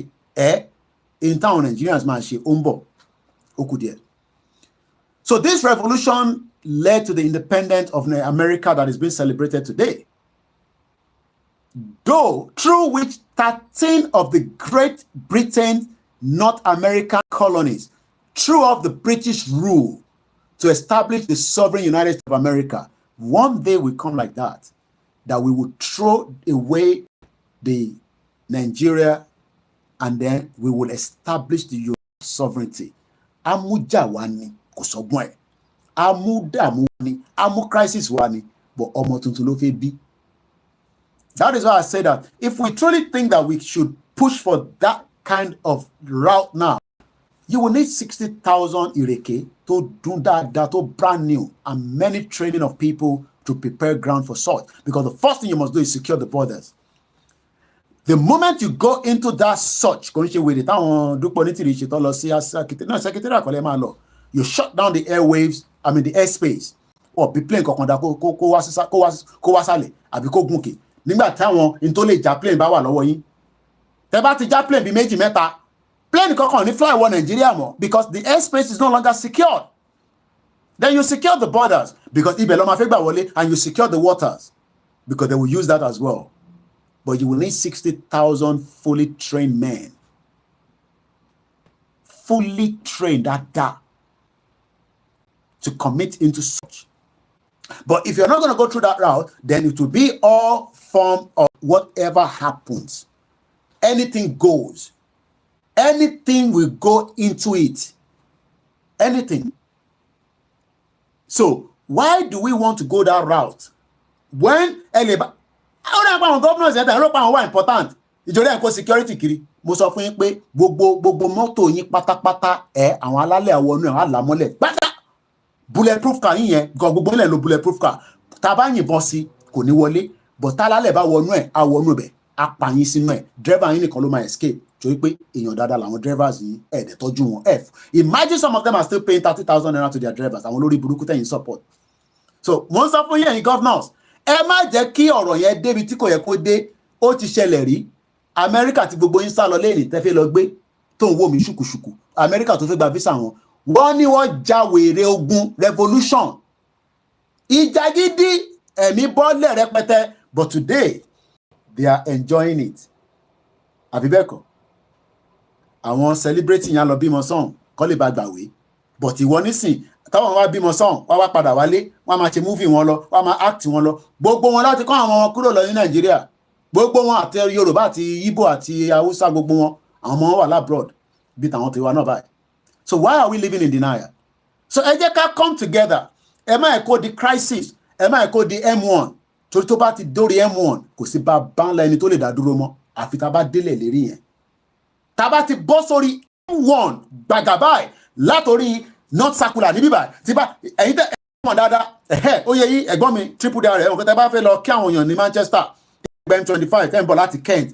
Tẹ́ bá ti bọ́ sórí Staples Corner tó ti gbórí wọlé tó bá ti bọ́ sórí M1 yẹn wọ́n bí bàbá ẹ̀dá kò síbi tó ti fẹ́ tọ̀nù mọ́ ó máa lọ bẹ́ẹ̀ ni títí tó máa fi dé another exit point, and that could be miles away. And dear Yoruba nation, bẹ́ẹ̀ lẹ́ ń dear àwọn Nigerians tó ní ẹ̀ ń ṣe burúkú fáwọn lórí pé ẹ̀ ń ṣe election. Tó bá ti bọ́ sórí M1 motorway, kò sí ọ̀nà míì, ó dìgbà tó bá dé the next point kó tó bọ́lẹ̀. Ọ̀rọ̀ táwọn fà yìí kò ń ṣọ̀rọ̀ kékeré, ìyẹn la ṣe sọ pé ẹ má kàn rò pé wọ́n jẹ́ kò sí nǹkan tí Britain lè ṣe bàbá wo èyí tó ṣe ní Biafra máa fojú wọn máa bó láìpẹ́. Gbogbo nonsense tí Britain ṣe pẹ̀lú ogun tó bá Biafra jà wọn ò ní dánwò mọ́ this time around. Ẹni máa kú ẹni máa yẹ ni. Don't come and tell me about that. Over 40,000 ní Israel ti pa sí Palestinian. Àwọn Palestinian 40,000 ló ti pa. America ò ṣe kọ́kọ́ sí àwọn ló ń kọ̀bọ̀ fún wọn. This time around, gbogbo wèrè tẹ́lẹ̀ ṣẹpẹ́ nìyẹn. Pátá ò ní wọ̀ jáde Sanwó-Olú. Pátá ò ní mú kúrò nulẹ̀. Ẹ má yẹ kó dé stage yẹn. Ìlà ṣe ń pariwo sísìn pé àwọn kan wà tó fẹ́ dá wàhálà sílẹ̀ sí lọ́rùn. Àwọn yẹn lọ́wọ́ tó wọ́n ń pè ní Fúlàní terrorists. Olórí burúkú àtàyè tó ń ra wọn yẹn. They are planning to kill Tinubu. I am telling you. Ẹ má rò pé lọ́la ń pa. Wọ́n fẹ́ pa Tinubu. We might not love him. We might not like him. But wọ́n fẹ́ pa Tinubu olóṣì lórí burúkú àwọn northerners yẹn. Ẹ sọ fún Tinubu kó beef of security ẹ̀. Kó dẹ̀ máa ṣe kíni. Kó náà máa bẹ̀ àwọn alálẹ̀ kó tètè fún lọ́nà tó pín Nàìjíríà. Tó bá wá ń sọ pé wọ́n pín Nàìjíríà. Tó yẹ pé Nàìjíríà ló fẹ́ push gbogbo akàwánú ẹ̀. Ìtọ́ àwọn alálẹ̀ bá ṣe fún lọ́ ṣe fún. Tó bá jẹ́ pé ọ̀dọ̀ ẹ̀ lọ́ máa fi ẹ̀jẹ̀ ta ká máa lọ fair enough. Ohun nìyẹn. Ẹ sọ fún Ṣèyí Tinubu pé wọ́n fẹ́ pa bàbá ẹ̀ ẹni Kóìkì ló sọ bẹ́ẹ̀ pé wọ́n fẹ́ pa bàbá ẹ̀ àwọn northerners wọ́n fẹ́ pa bàbá ẹ̀. I am not joking. Ẹ rò pé rọ́là ń pa àwọn Pastor Adébóyè ò ní sọ bẹ́ẹ̀ bí mi ṣe ń sọ yìí. Wọ́n náà fẹ́ pa bàbá ẹ̀. Ẹ sọ fún Ṣèyí Tinubu kó beef of security. Kó dẹ̀ ṣe nítorí bẹ́ẹ̀ láti ṣe kó break Nàìjíríà. Tí Tinubu bá sì ní àníyàn pé Nàìjíríà máa wọ̀ títí tó máa fi ṣe tán tó dẹ̀ máa wá gbé Nàìjíríà padà fún náà gbogbo tó bá wọn àwọn alálẹ̀ ní kó ṣe fún. Gbogbo tó bá wọn alálẹ̀ ní kó ṣe fún Tinubu nítorí pé ó mọ̀ dájú pé ìran Yorùbá gbọ́dọ̀ dúró. Tó bá wá sọ pé òun ò rí bẹ́ẹ̀ kó forí ẹ̀ fagbọn. Ẹ jẹ́ ta sílẹ̀ fún Yorùbá nìyẹn. Ó bá lọ nìyẹn. I know so more than that. Ẹ jẹ́ ká padà sí the history and the revolution. Báwo kí ló fa the cause of America to declare independence? Kí ló ṣẹlẹ̀ gangan tí America fi sọ pé àwọn máa declare independence lọ́wọ́ Britain? The same Britain táwọn wà nù ẹ̀ ẹ̀yin wọ́n sọ pé Britain máa wá dá sọ́rọ̀ wa. Wọ́n bọ̀. Ẹ bá ní 200 Yorùbá MP ẹni Kóìkì ló sọ bẹ́ẹ̀ Britain ò ní jẹ́ lọ. Kẹgbà 200 ẹ má declare nínú parliament kí ni ẹ wá ní ṣe? Àwọn ọlọ́mọ máa fẹ́ pọn yín kẹfì lọ àwa la máa fẹ́ pọn everybody. Ẹpọn ẹlòmíì a máa ja máa lọ Angers abúlé Ẹ̀gbá. Ẹpọn ẹlòmíì a máa ja Èkìtì ló ti máa wá kejì. Because ẹ ti ṣèkà láti máa parọ́ for 25 years. Produce anything ní politics òfò tẹ́ ń ṣe ní Nàìjíríà tí kò ní da fún gbogbo yín. Politics ò lè tẹ́ ń ṣe láàárọ̀ yìí nísìn ó ti dọ̀sán. À ń lọ tẹ̀ka fún labour ni máa tẹ̀ fún. Kò sẹ́ni wọ́n bí bá anybody lákò intimidate mi ti bá dé polling unit. Pé tẹ̀ fún conservative àbò níbo máa bógò mọ́ ló ní UK even àwọn tó wà ní South East wọn ní dánwò ọlọ́àbí ni gbogbo wa. Even though pé àwọn kan máa vote conservative tó jọmọ ọ̀rẹ́ sì ni gbogbo wa bọ̀ ní Nàìjíríà ṣé ọ̀rẹ́ ni gbogbo yín àti APC àti PDP ṣe bẹ́ẹ̀ ń sá ogun síra yín ẹ̀yin olùṣọ́ lórí burúkú ogun lẹ́ ń sà síra yín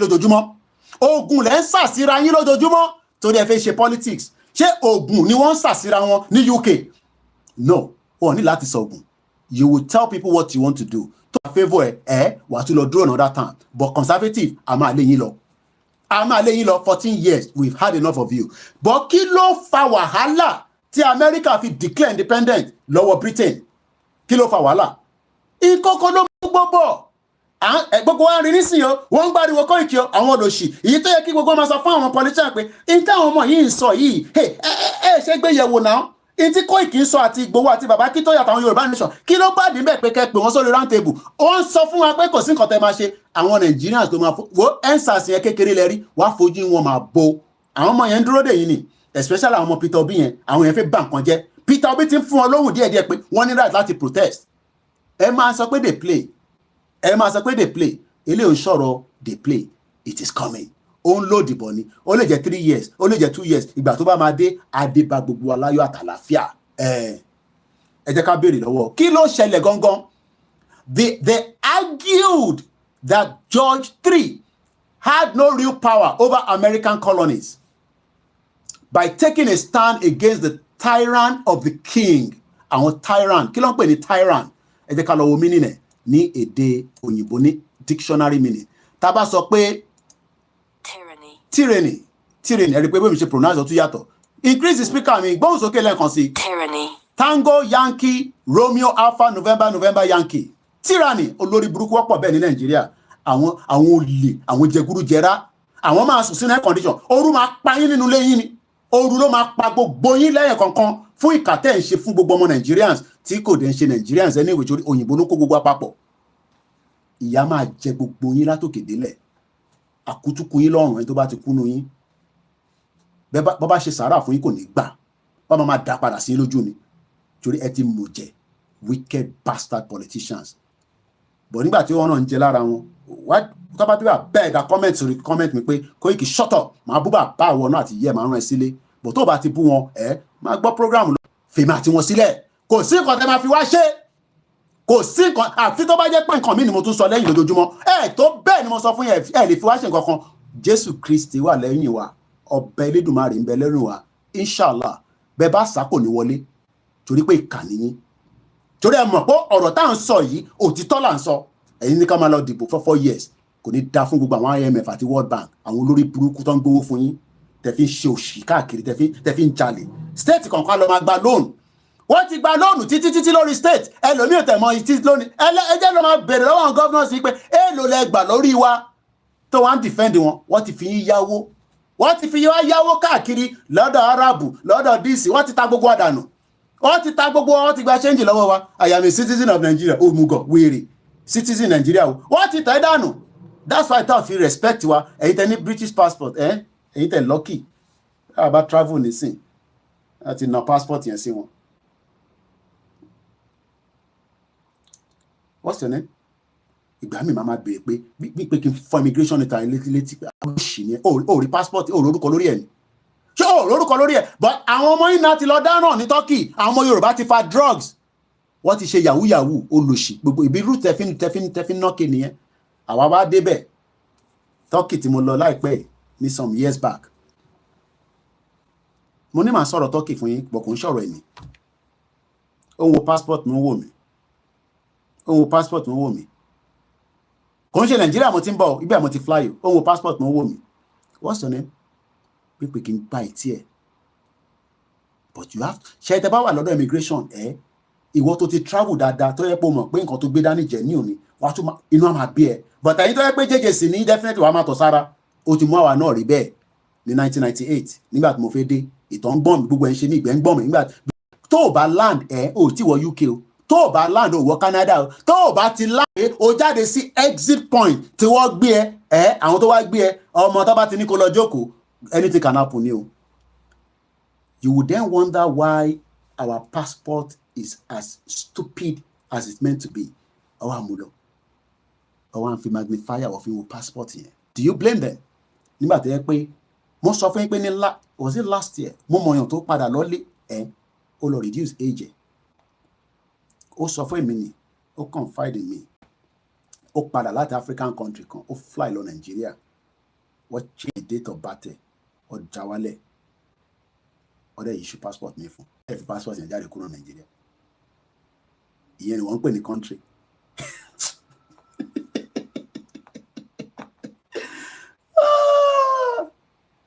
Ọlọ́run ọba o. Mo kí. Do you understand what that means? I'm sure you know what I'm talking about. Ká má fàágùn púpọ̀. Ó yé gbogbo wa. Gbogbo alamọ bó ṣe ń lọ. Má sọ pé o mọ bó ṣe ń lọ. Torí o ti ní British passport. O ti ní American passport. Why you selfish? Ẹ̀yin ṣe wà selfish. Ẹ jẹ́ ká ro tàwọn ẹlòmíì náà. So that word again. Tyranny. Cruel and oppressive government. Ṣé ìjọba Tinubu ti wà tyranny tó yín tó? Ó náà yọ subsidy. Àtúngbọ́pọ̀ ń sanwó subsidy. Wọ́n gbowó fún Betty Edu. Ìyẹn kọ́kọ́ ẹran tí pọ̀ ló fún àwọn kan ní $1 fún lunch. Ó fún ọ envelope. Ilẹ̀ lunch money. ìyẹn ṣíwó yẹn kàwé $1,000 owó ìjẹ́ kankan sí wọn. Go to Niger, River Niger, those Delta, all those areas where the crude oil is coming from. You will cry for the people where the environment and the communities where, I mean, what is meant to be the major bulk money for Nigeria as of 2022, 70% of what we earn came from the crude oil. I think quite me, ara crude oil, your Vaseline. And you go to those regions and you ask yourself, she country the by Sha. Do you know that they are meant to be the one enjoying more better than every other Nigerians? All these regions where there is crude oil. Flood is when there is no perfect system and drainage system, you end up getting flood. But see China, there's flood. But you about it, because they have a good drainage system. Lagos will build drainage system. That is another thing. So flood happens everywhere in the world. What we should focus on is our freedom. So we want on video, I'm not even interested to be sharing them anymore. You need to come and play the flood or a flood call one learning. Our life is in danger. What is one intimidate one. So your government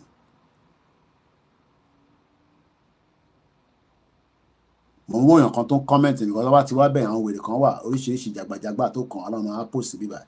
So my eyes is always moving around and I have 1, 2, 3, 4, 5 mobile phones with my TV. I got 2 laptops.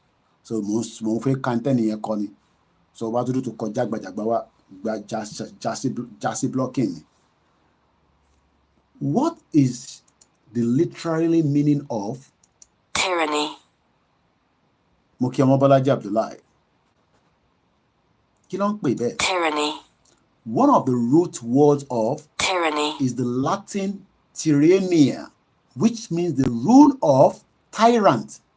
And a tyrant is a cruel master. Today, it can mean the repressive regime of a dictator, or it can also mean being controlled by something metaphorically harsh, like time and work. Is Nigeria not in that situation right now? Muki Mr. Oluwakayode Adeoye Eshegoni. Shadow of flood in Lagos here. One need the so what can need a good engineering system to plan it, But gbogbo àwọn ilé tó ń dàwó ilé kan wó ní Mushin kọ́lọ́n forí jẹun náà ọmọ kan jábọ́ níbẹ̀ ó kú níbẹ̀ or something like that. Gbogbo àwọn obìnrin ẹ̀kọ́ ti ṣe regentify ni ẹ̀gbọ́n mi triple DRS. There's a word they use called regentify. Ẹ̀kọ́ àwọn èèyàn kúrò ládùúgbò yẹn bí 2 years lè fífi. Wọ́n ṣe ní Stanford Hill. Wọ́n ṣe ní Peckham. Tẹ́ bá dé Peckham nígbà kan àwọn ilé kan wà níbẹ̀ ẹ má bínú pé because I'm just trying to let some of us know that things can be done. Wọ́n move àwọn èèyàn kúrò ní gbogbo Peckham yẹn. Àwọn ilé yẹn wọ́n ní àwọn ilé tó ti kọ́ nígbà kan tẹ́gbẹ́ tó bá wọnú bẹ̀ èmi ò débẹ̀ rí o. Àwọn estate kan wà nígbà yẹn wọ́n wó gbogbo ẹ̀ wọ́n kọ́ tìgbàlódé síbẹ̀. Lóòótọ́ council bíbá náà pàdí government wọ́n á kọ̀ fún council ní bíi 10% wọ́n á tà but at least ẹ lọ wo gbogbo elephant and council kábíyèsí Elédùmarè o 1998 ibẹ̀ mọ́ ọkọ ti lọ ṣe Christmas lọ́dọ̀ nkúmi kan kọ́lọ́ba túbọ̀ wà pẹ̀lú wọn. Ẹ lọ wo tó ń dánwò ní elephant and council ayé òde parẹ́ títí dẹ̀ ṣe operate everything is still working. Ṣe fi pé wọ́n lè regentify Mushin olóṣà yẹn 3 years tó bá gbé fún àwọn Yorùbá nation àwọn master planner tó máa redesign gbogbo ẹ̀ wá lẹ́kọ̀ọ́ gbogbo yín padà síbẹ̀ bọ̀ ẹ̀ ń gbé nílé tó ní toilet tó ń ṣe tó máa yàgbẹ́ tó máa fomi ìjọ mo tẹ̀tí mo á yàgbẹ́ tán mo á lọ bomi ní bucket mo á dà sínú toilet ọlọ́run yẹn kí gbẹ̀tẹ̀ ta sórí ẹ̀ lójú. Later mo tẹ̀sẹ̀ gbọ́n mọ́ mi kan tẹ̀sán ní láìpẹ́ pé bá ti fẹ́ flush ní tèmi ò mọ̀ tẹ́lẹ̀ wọ́n ní ẹ kó da kí wọ́n máa close the toilet seat yẹn torí germs tó ń jáde nínú ẹ̀. Ìyẹn lẹ́yìn wá ń ṣe da omi sínú ìgbẹ́ ní 21st century. Lóòótọ́ àwọn ilé kan náà wà ńbẹ̀ tó ti wà pa. A ní kọ́ wó gbogbo ẹ̀ gbogbo àwọn ọjà yẹn kọ́ wo káwá kọ́ ìgbàlódé sí bọ̀tọ́ bá wo tán wọ́n wó Tẹ́jú Oṣó àwọn kò ní dá fún gbogbo yín politician ní soríire. Ẹ lé gbogbo àwọn ìyá wa kúrò nínú Tẹ́jú Oṣó. Ẹ wá gbé fáwọn ọmọ Yíbò àtàwọn olówó yín ní wúre Ògún máa wọlé pa gbogbo yín níṣẹ́. ìwọ tó bá support wọn ò ní ṣoríire. Gbogbo tẹ́jú oṣù ọ̀hún táwọn ìyá yẹn ti ń tajà wọ́n lé wọn kúrò, wọ́n gbé fún spa, wọ́n gbé fáwọn tí àwọn lè girlfriend wọn lòṣì tó lè manage. Torí ìsàlẹ̀ tẹ́ fẹ́ jẹ tẹ́ ń leak kò ní dà fún yín, orí ẹ̀ náà lè máa kú sí, ẹ̀ ní kú re gbogbo yín pátápátá.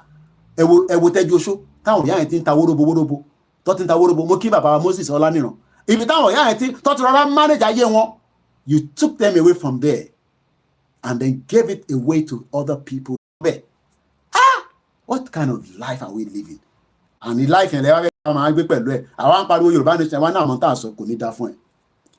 Kò ní dá fún ẹ. Let's go back to America. Wọ́n ní Tyranny, Buhari was one of them.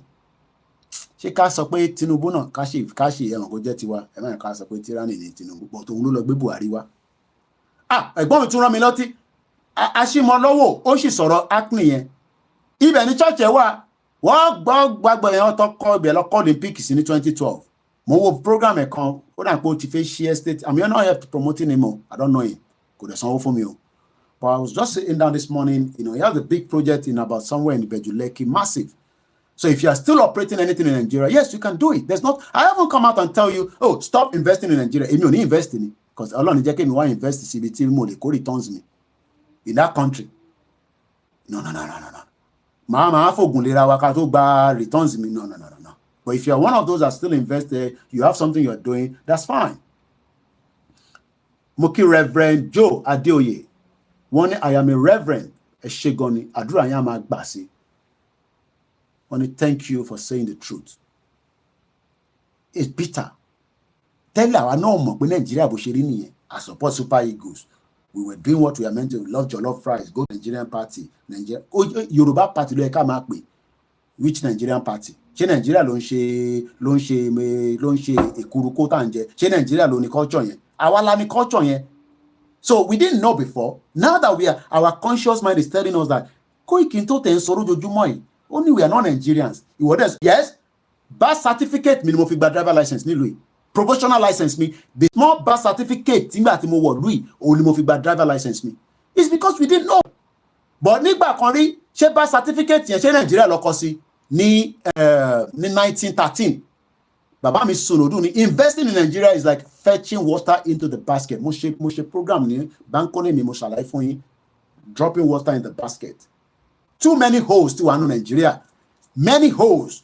Tí Bọ́lá Tinubu bá di ẹyọ kan, àwọn olóṣì kan tó lọ ṣítà fòbì kan kò dẹ̀ lè monitor gbogbo tó wà Nàìjíríà, kò lè monitor ẹ̀.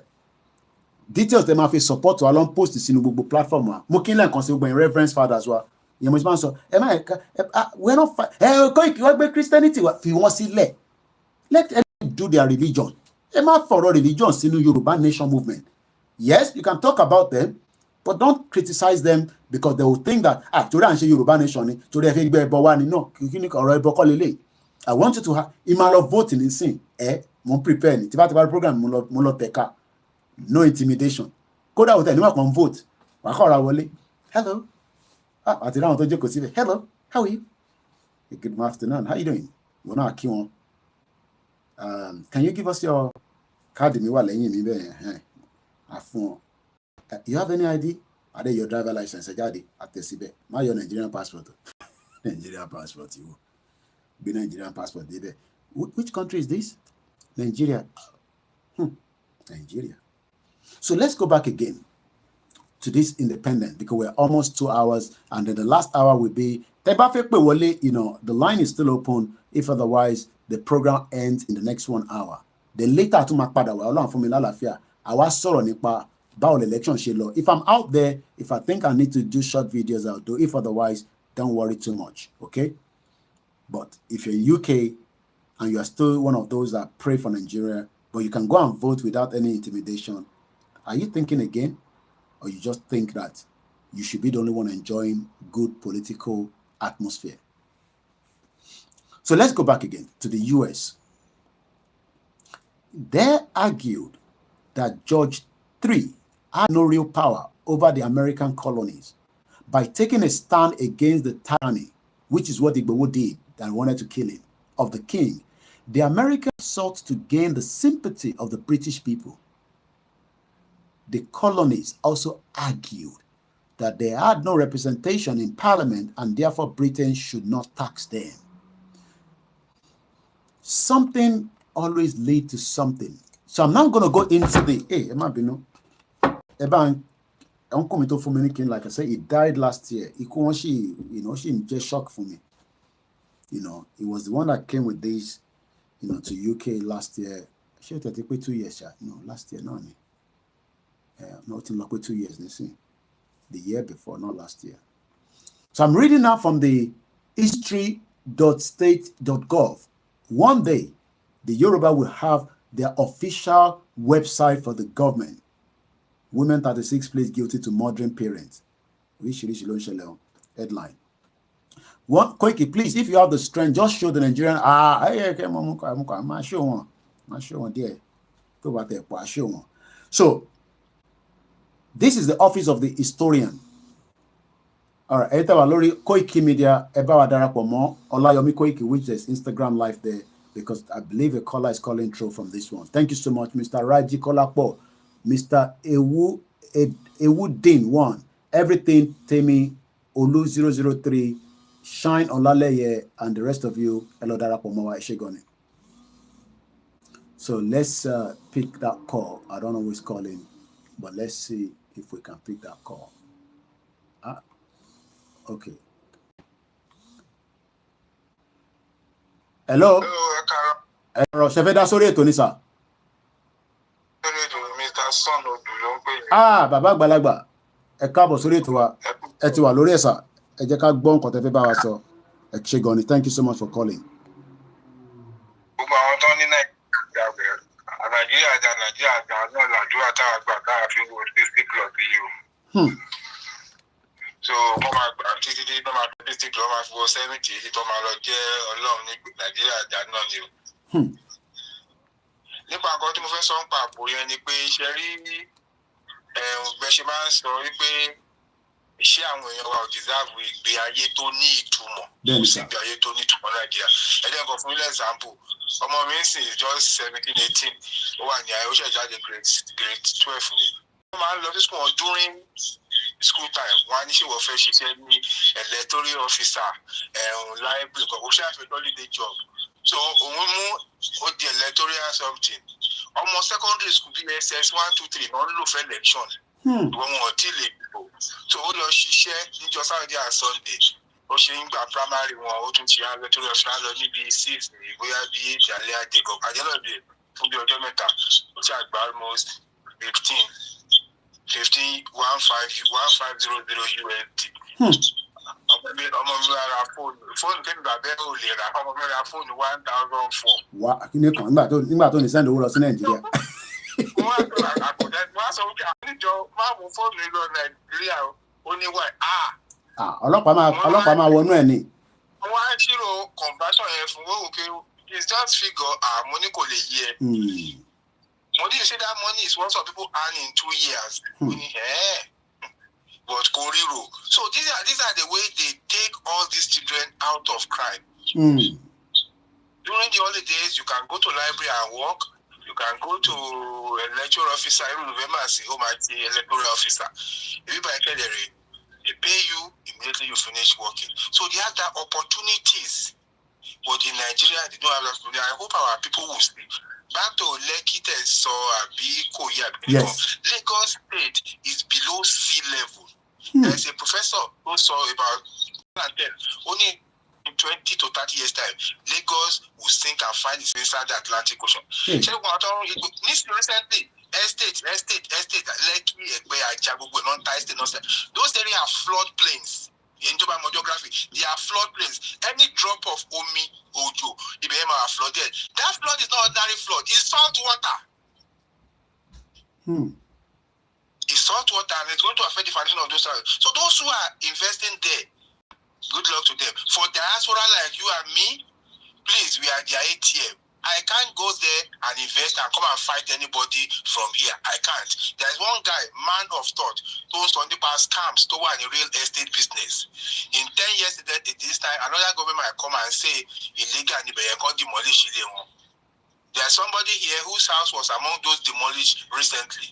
That woman, nígbà tẹ́ bá kọ́lé sí Nàìjíríà tí insecurity ò jẹ́ kẹ́ lè dé sínú ilé yín kudu press ló máa tà fún yín ọwọ́ tẹ̀ báyìí ló jẹ́ pé ẹ̀yin nìkan lè máa gbé so tẹ́yìn nìkan bá ní access ṣé ẹ máa kọ́lé ẹ máa fílẹ̀ ẹ máa gbé báyìí ṣé fẹ́ fi rent ni àbẹ máa fílẹ̀ vacant.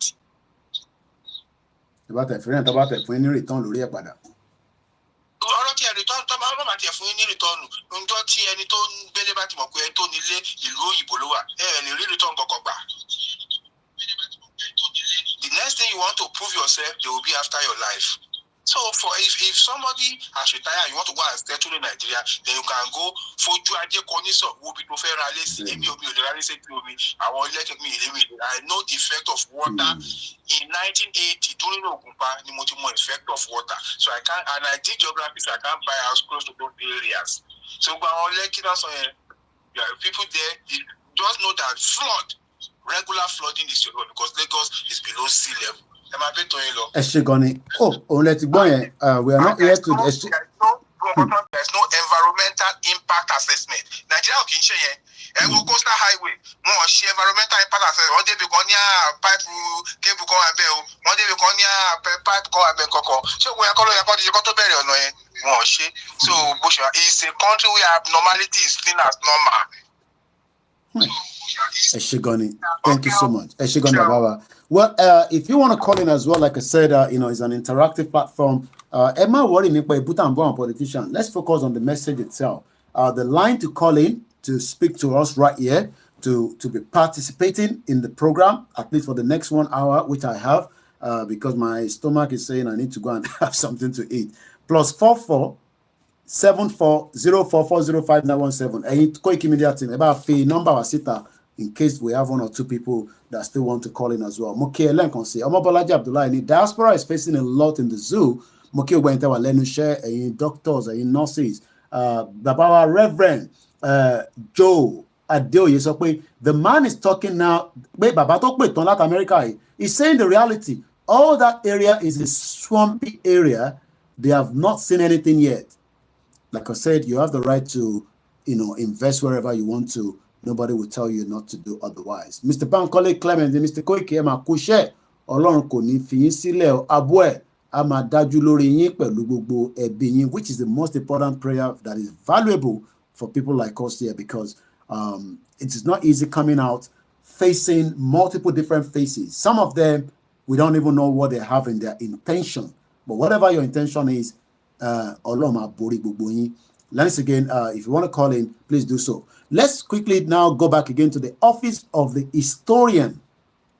Milestone from 1776 to 1783. Note to the readers, milestone in the history of the U.S. foreign relation has been retired and is no longer maintained. The Declaration of Independence.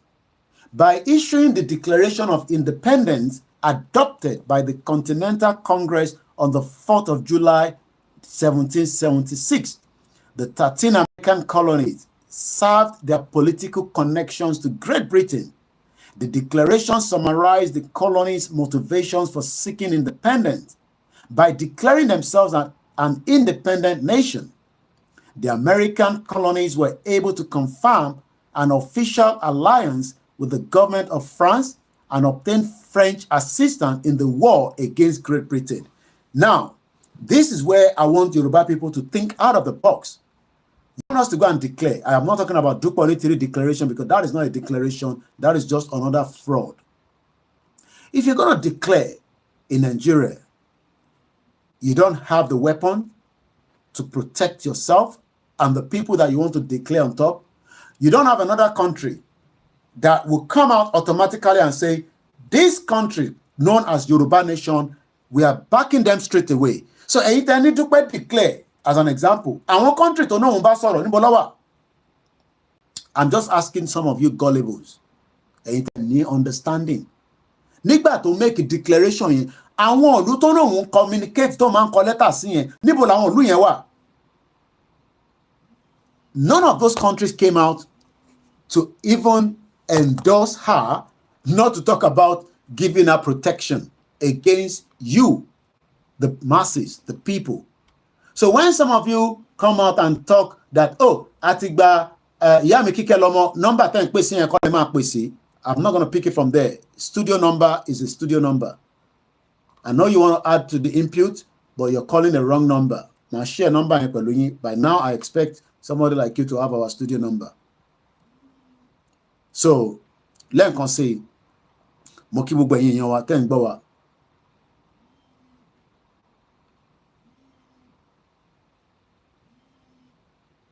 I'm just trying to tell that person. And to ba fẹ́ pè wá, studio number nìkan ni kẹ́ pè. Mo kí Ọlákúnlé káàárọ̀ báwo ni. Mo kí ìyàwó Mary Cavoso. Thanks for the truth, sir. I am enjoying what you are saying, sir. Please let them know the truth and what is right. So when some of you are saying that Dukba Onitiri make a declaration, even America that decided about 1776 to declare they needed France to support them on that mission. So why some of you are saying, Carlo declare so that kí wọ́n lè fi sójà kan fi pa gbogbo wa dànù? Ẹgbọ́n sókè yàwá, à ń gbọ́ yín. It's okay. Àwọn politician yẹn òwèrè ni wọ́n. Ẹni tó bá dọ̀ kọ́kọ́ má ṣe pé fún because àwọn náà lé everybody síta. Ní Nàìjíríà yẹn, àwọn kan ojú wọn sì dúdú. Àwọn kan dẹ̀ wà bẹ́ẹ̀ pé wọ́n kàwé gan gidi tó wà ní Nàìjíríà yẹn. Bí máa fi ọkọ jíjọ sọ̀rọ̀ lánàá tó sọ pé mùmúlà wà náà tẹ̀lé bàbá fi tó yá ti gbòwó. Ní pé àwa sọ pé Yorùbá ni wá, pé àti Egypt àti.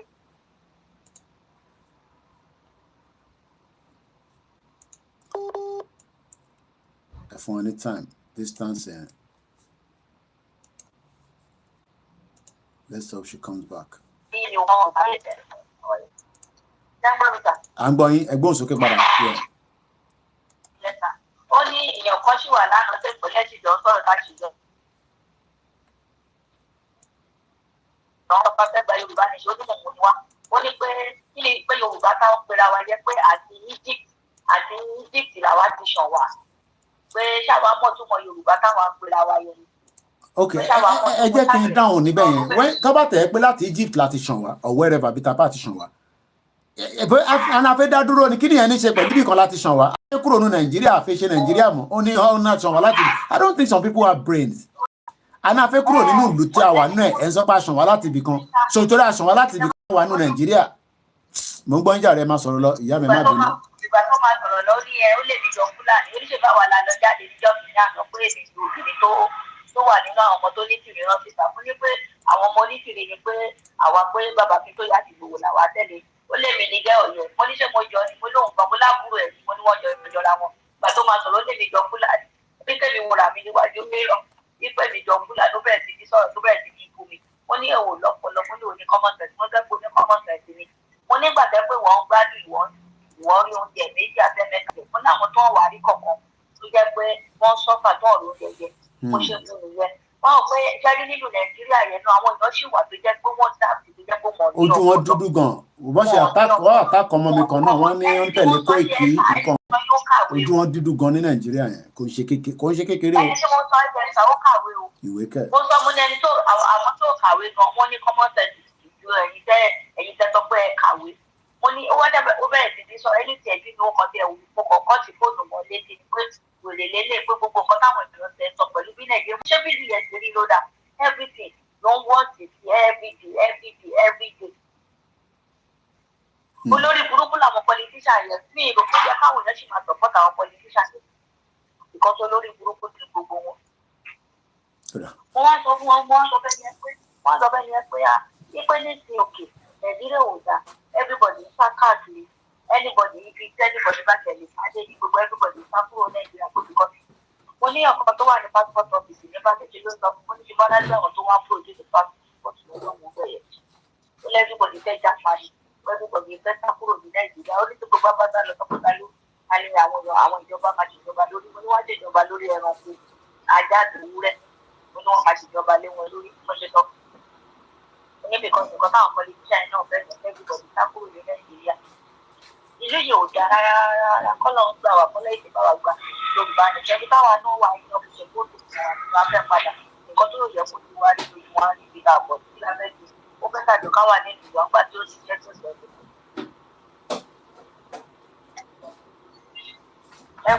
ẹ ṣé gan ni ìyá wa, thanks so much. Ẹ má bínú because mo ti ń lọ ṣe tíì mi díẹ̀ because látàárọ̀ àìtí mu tíì aago kan ti lù láì gbàwẹ̀. Mo kí gbogbo ẹ̀yin tí ẹ wà pẹ̀lú wa. Rahim Abbas ní Dúpẹ́ na wèrè woman. Olakunle ní education doesn't mean you are civilized. Omobolaji ní wèrè people plenty in the zoo. More people eyes are blind.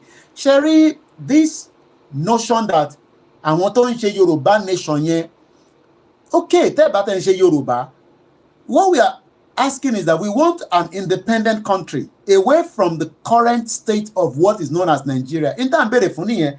So for the fact that Tewani intan sọ yẹn kò make sense, or that into ma make sense, ó ń bọ̀ wá lọ́dọ̀ yín láìpẹ́. Ẹ jẹ́ ká play video yìí kí n lè fi parí ọ̀rọ̀ tí mò ń ṣe nísàlẹ̀ yẹn. Mo kí gbogbo ẹ̀yin èèyàn wa ní gbogbo ibi tí ẹ ti ń gbọ́ wa. Lẹ́yìn bí aka tún kàn gbọ́ ilé díẹ̀ torí pé èmi kọ́ mo sọ ní táwọn wòlíì Ọlọ́run sọ ní o. Ẹ jẹ́ ká gbọ́ ilé. Náà kàn ṣe lè mú tẹ̀kọ́ wá fi play. Ẹ jẹ́ ká kọ́kọ́ lọ gbọ́ ilé náà. Mo kí gbogbo ẹ̀yin ọmọ Yorùbá nílé ní gbogbo ibi tí ẹ ti ń gbọ́ mi. America mo kí yín pé happy Independence Day for every single one of you tí ẹ wà l'Amẹ́ríkà. Bàbá kí lẹ sọ mò ń gbọ́ yín. Wáyé tí mo ṣe tí mi lọ. Ẹ gbọ́. Listen. Mo dẹ̀ wá rí àsíá mẹ́ta. And I saw 3 flags. Ẹ lọ kọ sílẹ̀. Write it down. Nàìjíríà máa pé mẹ́ta. Agbára Ọlọ́run. Nigeria will be divided to 3. Okay. Ramos time. Ẹ lọ kọ́lẹ̀. Write it down.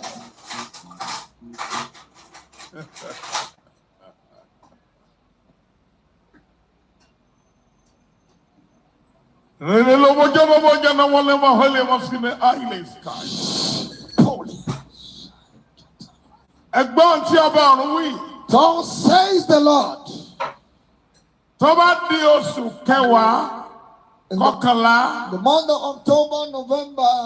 Mímí á mì díẹ̀ ní Nàìjíríà. Á mì. Ṣé ẹ máa bá wòlé lọ? Nàìjíríà ti expire ní 2014. Ẹ jáwọ́ nínú ẹ̀. Ẹ jẹ́ ká tún kólókòlùkù máa lọ. Káwa Yorùbá ká lọ bójú tó ọ̀rọ̀ ara wa. A ní ìdìbò láti lò.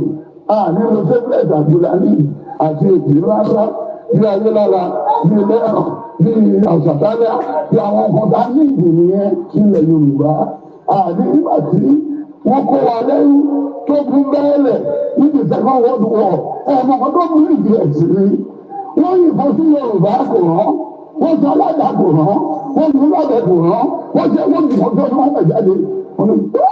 Nínú àwọn ìwọ̀n lẹ́yìn, kí ló máa lọ fìtà wọn lọ́wọ́ ẹ̀sìn agbéwọlé wọn lọ́wọ́. Ìyẹn ní kìrìsìtẹ́nì. Ẹ wo wèrè wájà. Ẹ wo wèrè. Nígbà tó wá yá, wọ́n tó wá kọ́ọ̀bù jáde. Àwọn Abẹ́òkúta, àwọn olóṣèlú àwọn British lọ. Wọ́n gbogbo lórí iṣẹ́, wọ́n gbogbo sínú bàtà, wọ́n gbogbo sínú oúnjẹ wọn. Wọ́n náà ṣe bá dé, wọ́n kò yìnbó l'Abẹ́òkúta, ó padà délé òkèkè sí. Ẹ wo wèrè. Wọ́n pa Abíọ́lá, wọ́n gbẹ́jọba fún tó mẹ́gàn. Ṣé tó mẹ́gàn fún ṣe wèrè? Wọ́n pa Abíọ́lá, wọ́n ní kábíọ́ bàbá ìpàdé fún àtọ̀túnmọ̀ ọjọ́ mẹ́jọ. Tí ó bá jẹ́ kí tẹ̀mọ àlè tó yẹ kó gbà. Nítorí ajé wèrè. Nítorí ajé wèrè. Nítorí ajé wèrè. Mo wà ní background, mo kàn ń ṣe 1 or 2 things ní but mo tí ì lọ mo ń bọ̀. Ẹ káàkó máa kàn fídíò ìmọ̀ ń bọ̀ ẹ má bínú sí wa. These young people, they did deceive you. Why don't they do like this? People like this now. One day you must ask them, oh, you're not going to ask them. You must ask. When the time is ready, we go ask. Everybody say, yeah.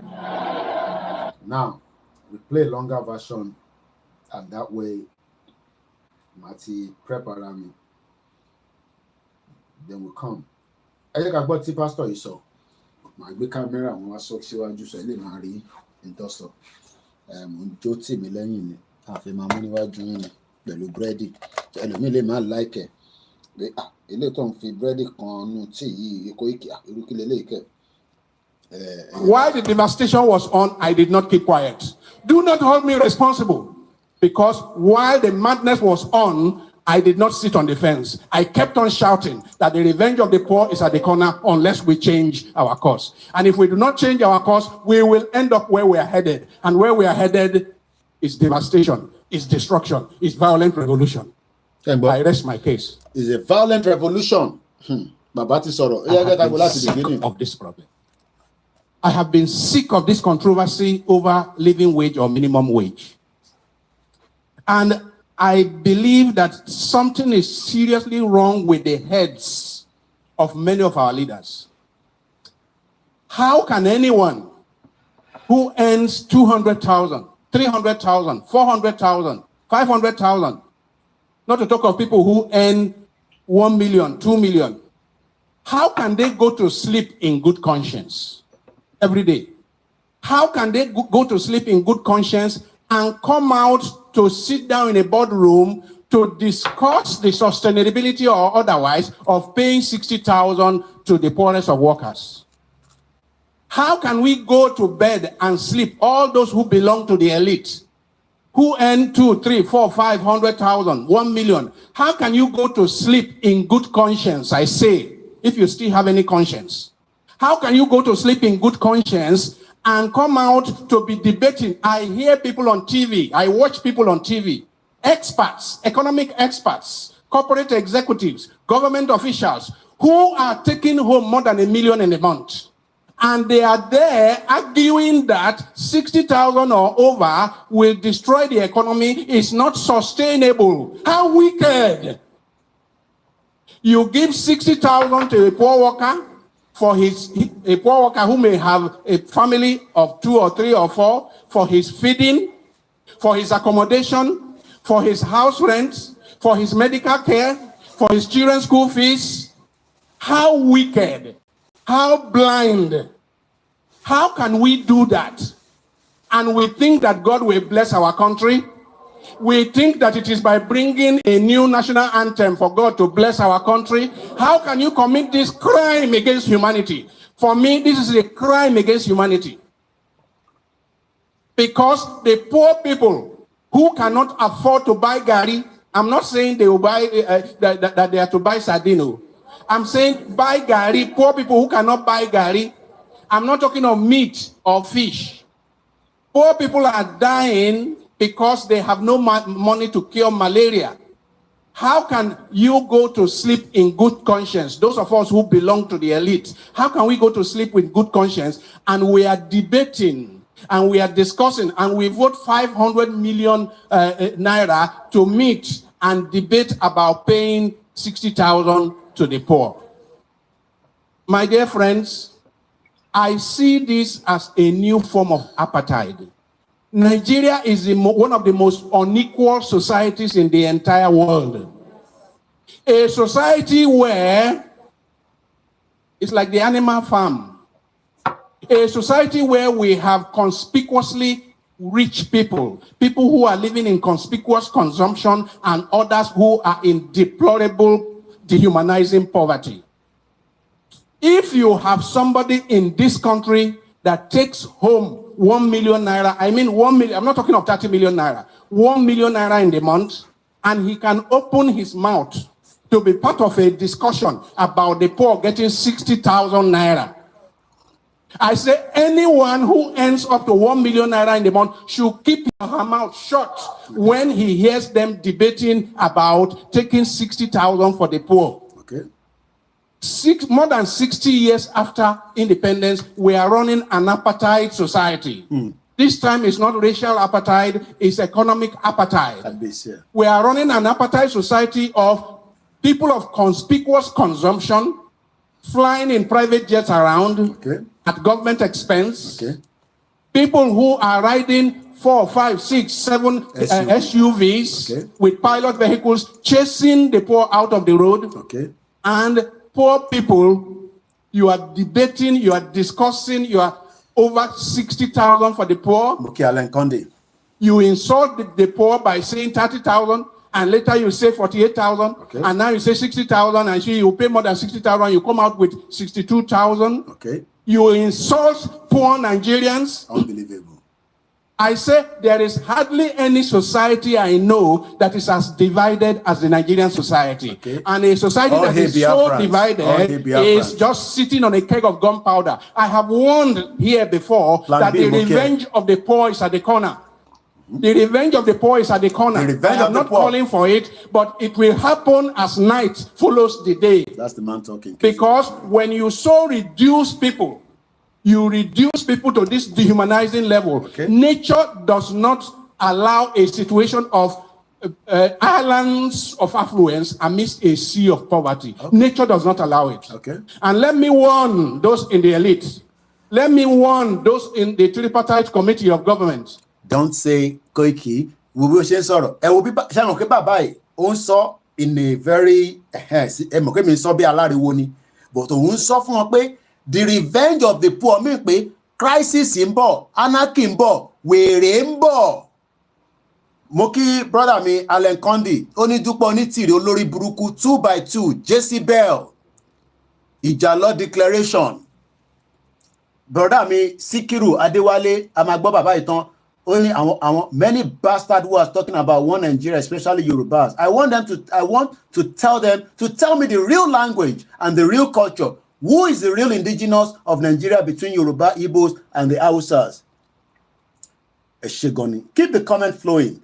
Babami Reverend Olukayode Adeoye. Wani cement it the 8,200 naira, slate it the 5,100 naira. Petrol ni rural area 675 to 800. Lagos to Kwara State. Gari paint plastic 4,000 naira. O tell the sister mi kan ton ta gari. Ẹ bá mi supported. Èyí tí máa ń repost yẹn lórí Koikimedia Odùduwà. Ẹ bá mi supported. Ó lọ́mọ tó ní disability lọ́wọ́. Physical challenge. I've known her for years now on Facebook. At the family. I don't promote any businesses because mo lè wá jẹ́ kẹ́ máa fi phone lé mi. Hey Koiki, ẹni tó ní ká lọ rajà lọ́wọ́ ẹ̀. Kí ló ṣẹlẹ̀? In tí mo gbé sórí nísìn is too heavy. Promote business and all that, but I can't afford to get into any other problem that way. Is a massive problem we are trying to deal with. I will share Afogbon, Babami Ganil, Surajo Alabi, Mokibu Ile Nkansi, Mokibu Lori, Sharp Boy, Mokisa. Thank you so much. We are still here, discussing about the American independent, the UK election, and also how important was your INEC election. Triple DRS, a lot of people will be exiled when Yoruba Nation come to reality. People like Babiodu and all those set of them. Baba, let me warn one word that it is in the course of nature. Okay. That when a predator continues to devour the very resources that the predator needs for his own sustenance. I love that. Nature so will let me our politicians. What this man is predator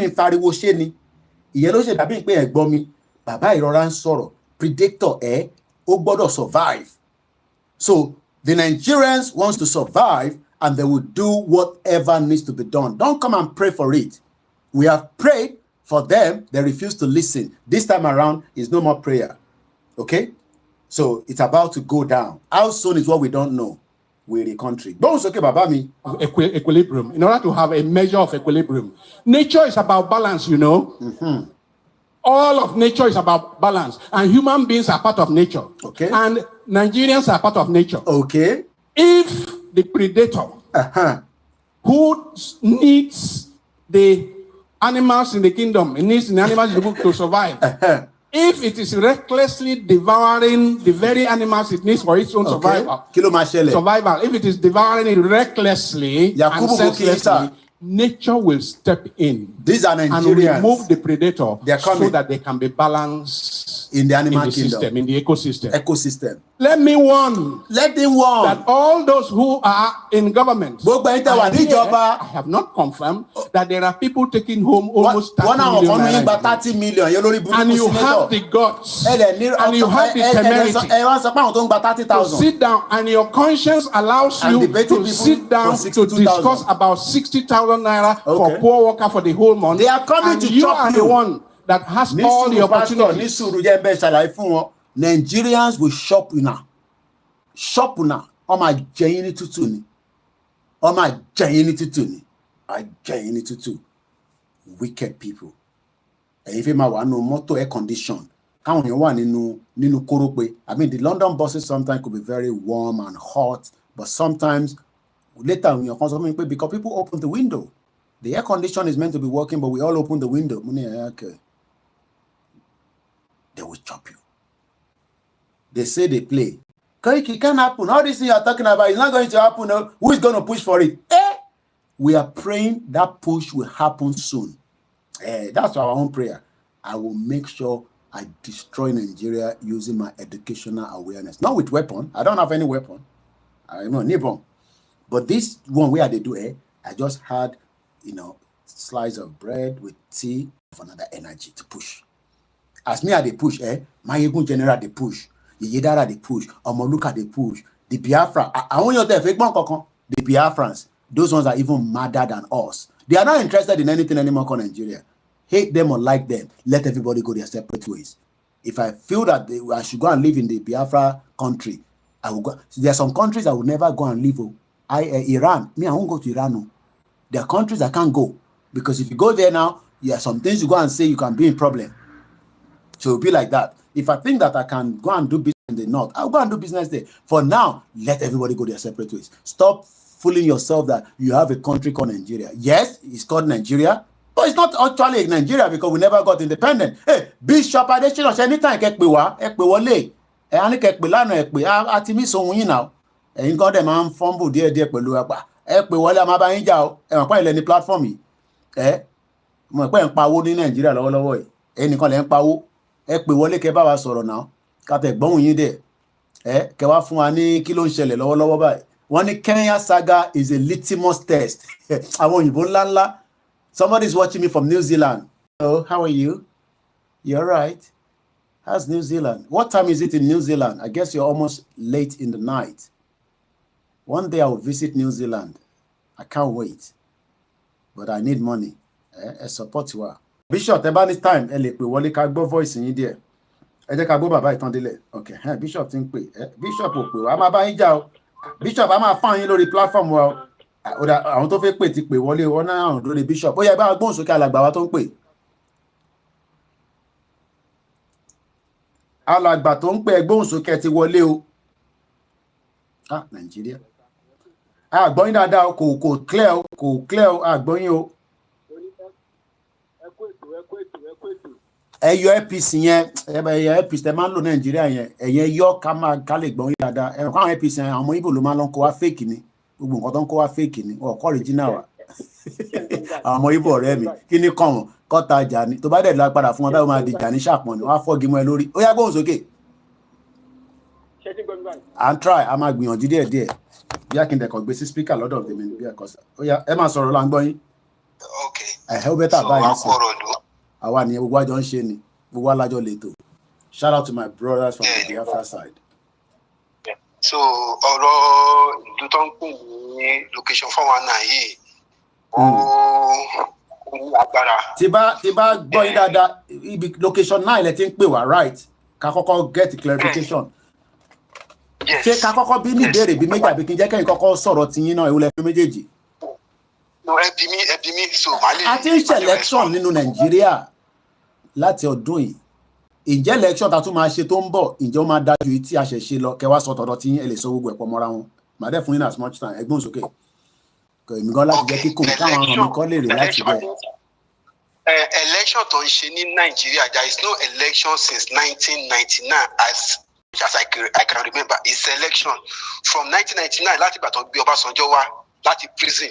He was being elected by the cabal to come and be the president láti fi compensate àwọn Yorùbá.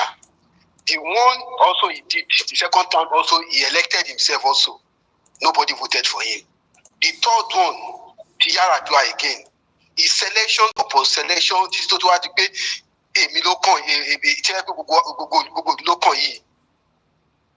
So it has been selection. There is no election in Nigeria since 1999. It's been a selection.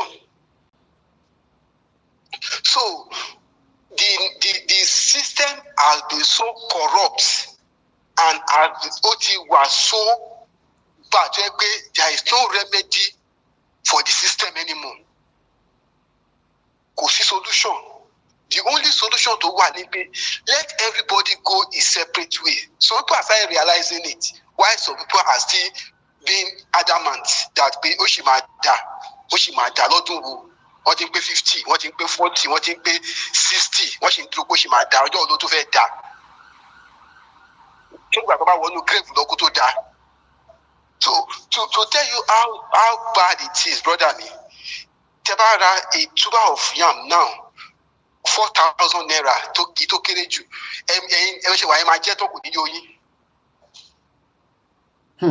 Just with 4,000 naira, you can buy as much as 3-4 tubers of yam. Tomato bidada. In times of pepper, or in times of what? Now, even some people that expect to come and complain, see what in come. Talk to people that I want shock absorber. Then you won't come to the big boys. What you call big boys? What you call everybody? Wow. If Dangote can pick it up. Wow. Touching everybody. Are you talking people working in the banking sector? It's touching them. Are you talking about people that are working in the noise sector? It's touching them. Okay. But everybody is feeling the heat. Because before, if you can throw 100,000, 220,000, now the worth of 200,000 is just like the 20 to 30,000, if I'm not exaggerating. So Eje can be because we love when people call us from home. I have not been to Nigeria now for some time now, as many of you know. I have been warned not to come to Nigeria because they will kidnap me. They will probably take me away like that. The Yati. And I appreciate when people say, Koiki, don't listen to all these bastards telling you to come to Nigeria. Fake Yoruba. Anybody what Jawa? Some more that they were only fake Yoruba nation. Mama, for me be by, okay? Ma fi daddy at mommy at tiny because I don't know what you mean by fake Yoruba nation. Eba mi da long. Came to Funesi. Ara crops Italy, ara on take or rice. Take tomato phone in the car rice, contomaje for to many. They don't have future, they don't have plans for themselves. I don't know why some people are still fooling themselves. So Nigeria need to fake. So Nigeria nation about fake, because it's not a concept, but we're still clamoring and asking for it. So Shene, Mompie, Mr. Samuel Adewa, Shene Nigeria need to fake. Nigeria is a country. Mombi in your eba me comment, and I know some of you are not Yorubas anyway. Ekon loruko Yoruba, there's nothing new to that anymore.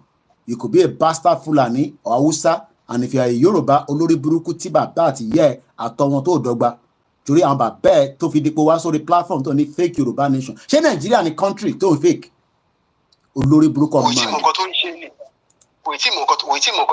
Because of she believe I'm 46 years old ni. Lánàá mo mọ̀ bí ẹ wà lórí ètò pẹ̀lú mi brother mi. 46 years old, Bayo Dosumu, earning 196,000 pounds lọ́dún as the chief executive of Lambert. Nígbà tó convert owó ẹ̀ sí náírà, ó lọ sí 380 something million naira. 46 years old, wọ́n wá charge fún ó drive àti kò ní insurance àti class A control drug. Ó máa appear ní magistrate ní on the 1st of August. Mo ti ní kí wọ́n rán mi létí àwọn back end team mi, màá try láti lọ sí ibẹ̀ lọ gbé ìdòzẹ́ni náà wà. Almost 46 years old, earning 196,000 pounds as a chief executive. Olórí burúkú wọ nísìn Samuel Adéwálé tó wá forí ẹgbẹ́ pè ní bíbá. Torí tó bá ti pé ó wá forí ẹgbẹ́ pè ní tó bá mo tó máa sọ èwo ni fake Yoruba nation.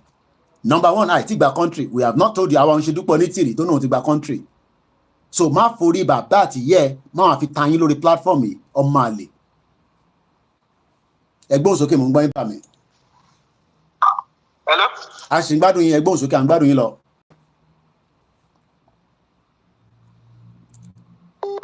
Network látọ̀dọ̀ wọn.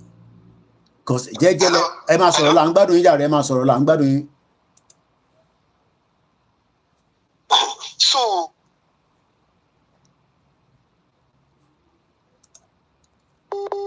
network. The ojo ti rọ̀ ní Nigeria, problem tó wà ńbẹ̀ ni. Mo kí Mr. Testimony Oguntono. Network one. Ẹ máa sọ̀rọ̀ lọ, à ń gbọ́ yín, mo mọ̀ pé network ni. Ẹ máa sọ̀rọ̀ lọ.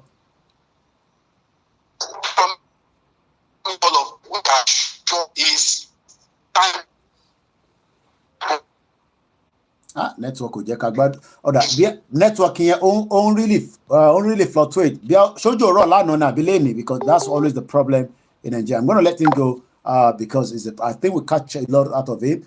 He was able to tell us, and to bá fẹ́ pè wọlé, the number, Mama repeat it, actually in the time, +447 404 405 917. So don't come here and talk down Yoruba. Muke Siva Badmos. Oh, well, yes, he said, this is not like if it doesn't sorrow Alufansha. You can come here and argue, but don't come and say Yoruba nation fake. What do you mean by Yoruba nation? So Nigeria is a fake country. I don't understand how these people get to all this place. Say Nigeria is a country. Muki Mr. Yola Milekon. You see now that people are getting angry. God will punish that guy for calling himself a Yoruba name. Yoruba. It's very easy. I can set up a name and become an Igbo person. Yellow easy Jew. And you sit there, you're typing nonsense. You know, but it doesn't matter. Tobaya atomoko atomali amorawa like belajino. Odan pa on face sorrow no. Okay, bro. Okay, ẹ jẹ́ ká gbé Aked Odua wọlé. No brother mi Aked rather. Ẹ jẹ́ ká lọ gbọ́ okay brother ẹ jẹ́ pé padà. A ní problem pẹ̀lú network ilé nǹkan ni. Ó yá bá gbóhùn sókè sà. The same problem. Still same problem. Edisuru Akede. All right, brother, I'm going to let you go for now. We might bring you in later because we're in trouble with your network. Networking is not okay. Bishop Tife Wale, Ejeka Logbon Bishop Akede Mombo. Ejeka Jeki Bishop Fuani, some kind of intro and what is happening on the ground. Akede Magbi Wale like Biafran on the platform. Good afternoon. And shout out to many people. Again, we're talking about the American independence. We're talking about the UK election. I don't know which side Bishop wants to start from. And we're also talking about the Nigeria concluded election last year. So 3-1 on the 4th of July, 2024. At 1:30, same time, local time in Nigeria, local time in UK. Bishop, you have the all clear now to go ahead, sir. Thank you very much, Koiki. You're welcome, sir. Yeah. Nigeria is a pollutant among conglomerate of nations, because among nations, when you talk about country, because Nigeria still stand with that entity right to be called a country, the United Nations organization or organization of countries will still be given that nationhood regard. But nevertheless, the secret of Nigeria has been exposed to the world, and nations of the world have bereaved them of that regard. But it's just that name and that disintegration that's what remains. Because if not, common African country like is it Angola or what can disrespect Nigerian passport. I got the report how in Angola a Nigerian diplomat, someone who is I think former ambassador or like that, was deported. Only who is an diplomat in Nigeria is an about one later no pada kuro bibai kuro Nigeria is a country. I don't even know if Nigeria still have embassy there. And that also happened like a year ago, last year in Indonesia, when Indonesian police were raiding and they saw one former ambassador of Nigeria. He was ambassador to Indonesia. Àwọn ọlọ́pàá Indonesia mú. Ó sọ fún pé ambassador Indonesia Nigeria lòun sí Indonesia. In fact, ìyẹn gan ló mú àwọn ọlọ́pàá tó fún lọ́rùn wípé ambassador kò ní dá fún Nigeria kílẹ̀ wá bí. And a short video like that back, it was broadcast in the news. I don't know why all these people in the political space are imposing Nigeria on everybody. They know that Nigeria is finished. They know that Nigeria is finished. And where they are sitting is like a time bomb. By the time it will boom right,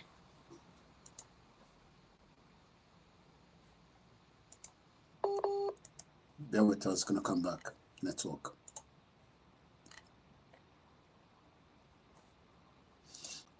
While we're waiting again, that is one of the biggest threats to communication between Nigeria and the rest of the world. How do you run a 24 hours business with this kind of situation where many of our people's lives have been held because of, you see, it dropped.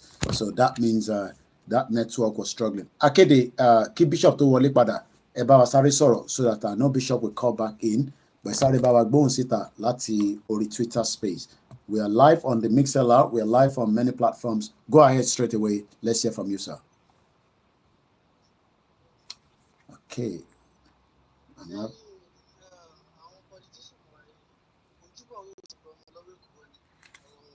See if I can pair this speaker together with this.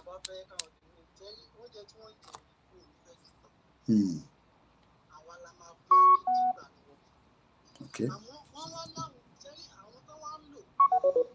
Let me connect this.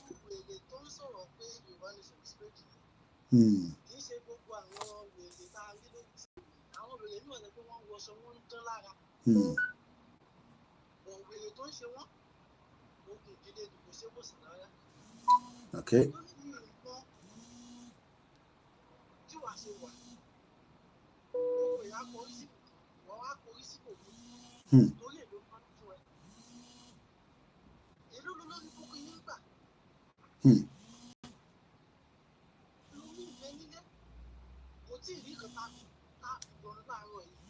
Bro, Tiferi.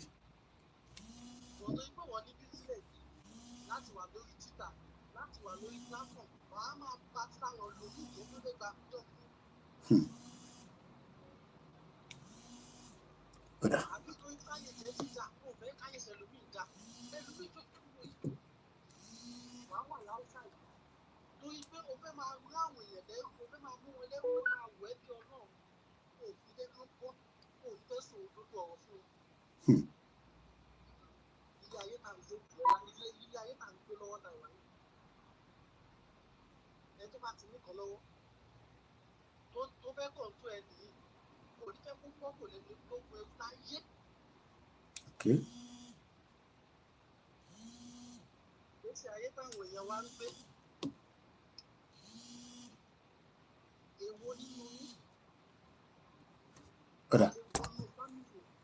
Mumba, okay. Yeah. Let's sorry, interference from the officer. That's fine. Go ahead. We can hear you. Now, so I don't know why the political side are imposing this slavery seat on everybody. But it's not their fault. It's the fault of the people, and we don't know how long will the people catch up being enlightened. Look at what's happening in the Kenya, for example. It doesn't matter how many the police were trying to harm or beat. They press on to the National Assembly. The president have to change the plan. All those people, they don't have boils. They ran away. How many are they? Now, we are not instigating people to crime or we are instigating. No. These people don't know what they are doing when they are in the seat of authority. That comfort blocks their brain. They forget where they are coming from. They will forget because there is like a child that is sent to school. His experience at home is different from when he's now in school. He's meeting with new caliber of set. His attitude is bound to change if not properly monitored. So The people just elect people into office. They don't monitor them. The gap between the people and the electoral public servant is too far. You don't even see who is your local government chairman. You don't see him face to face. So how do you want such a person to perform? He's on his own. You see him again when he need you for election. And what?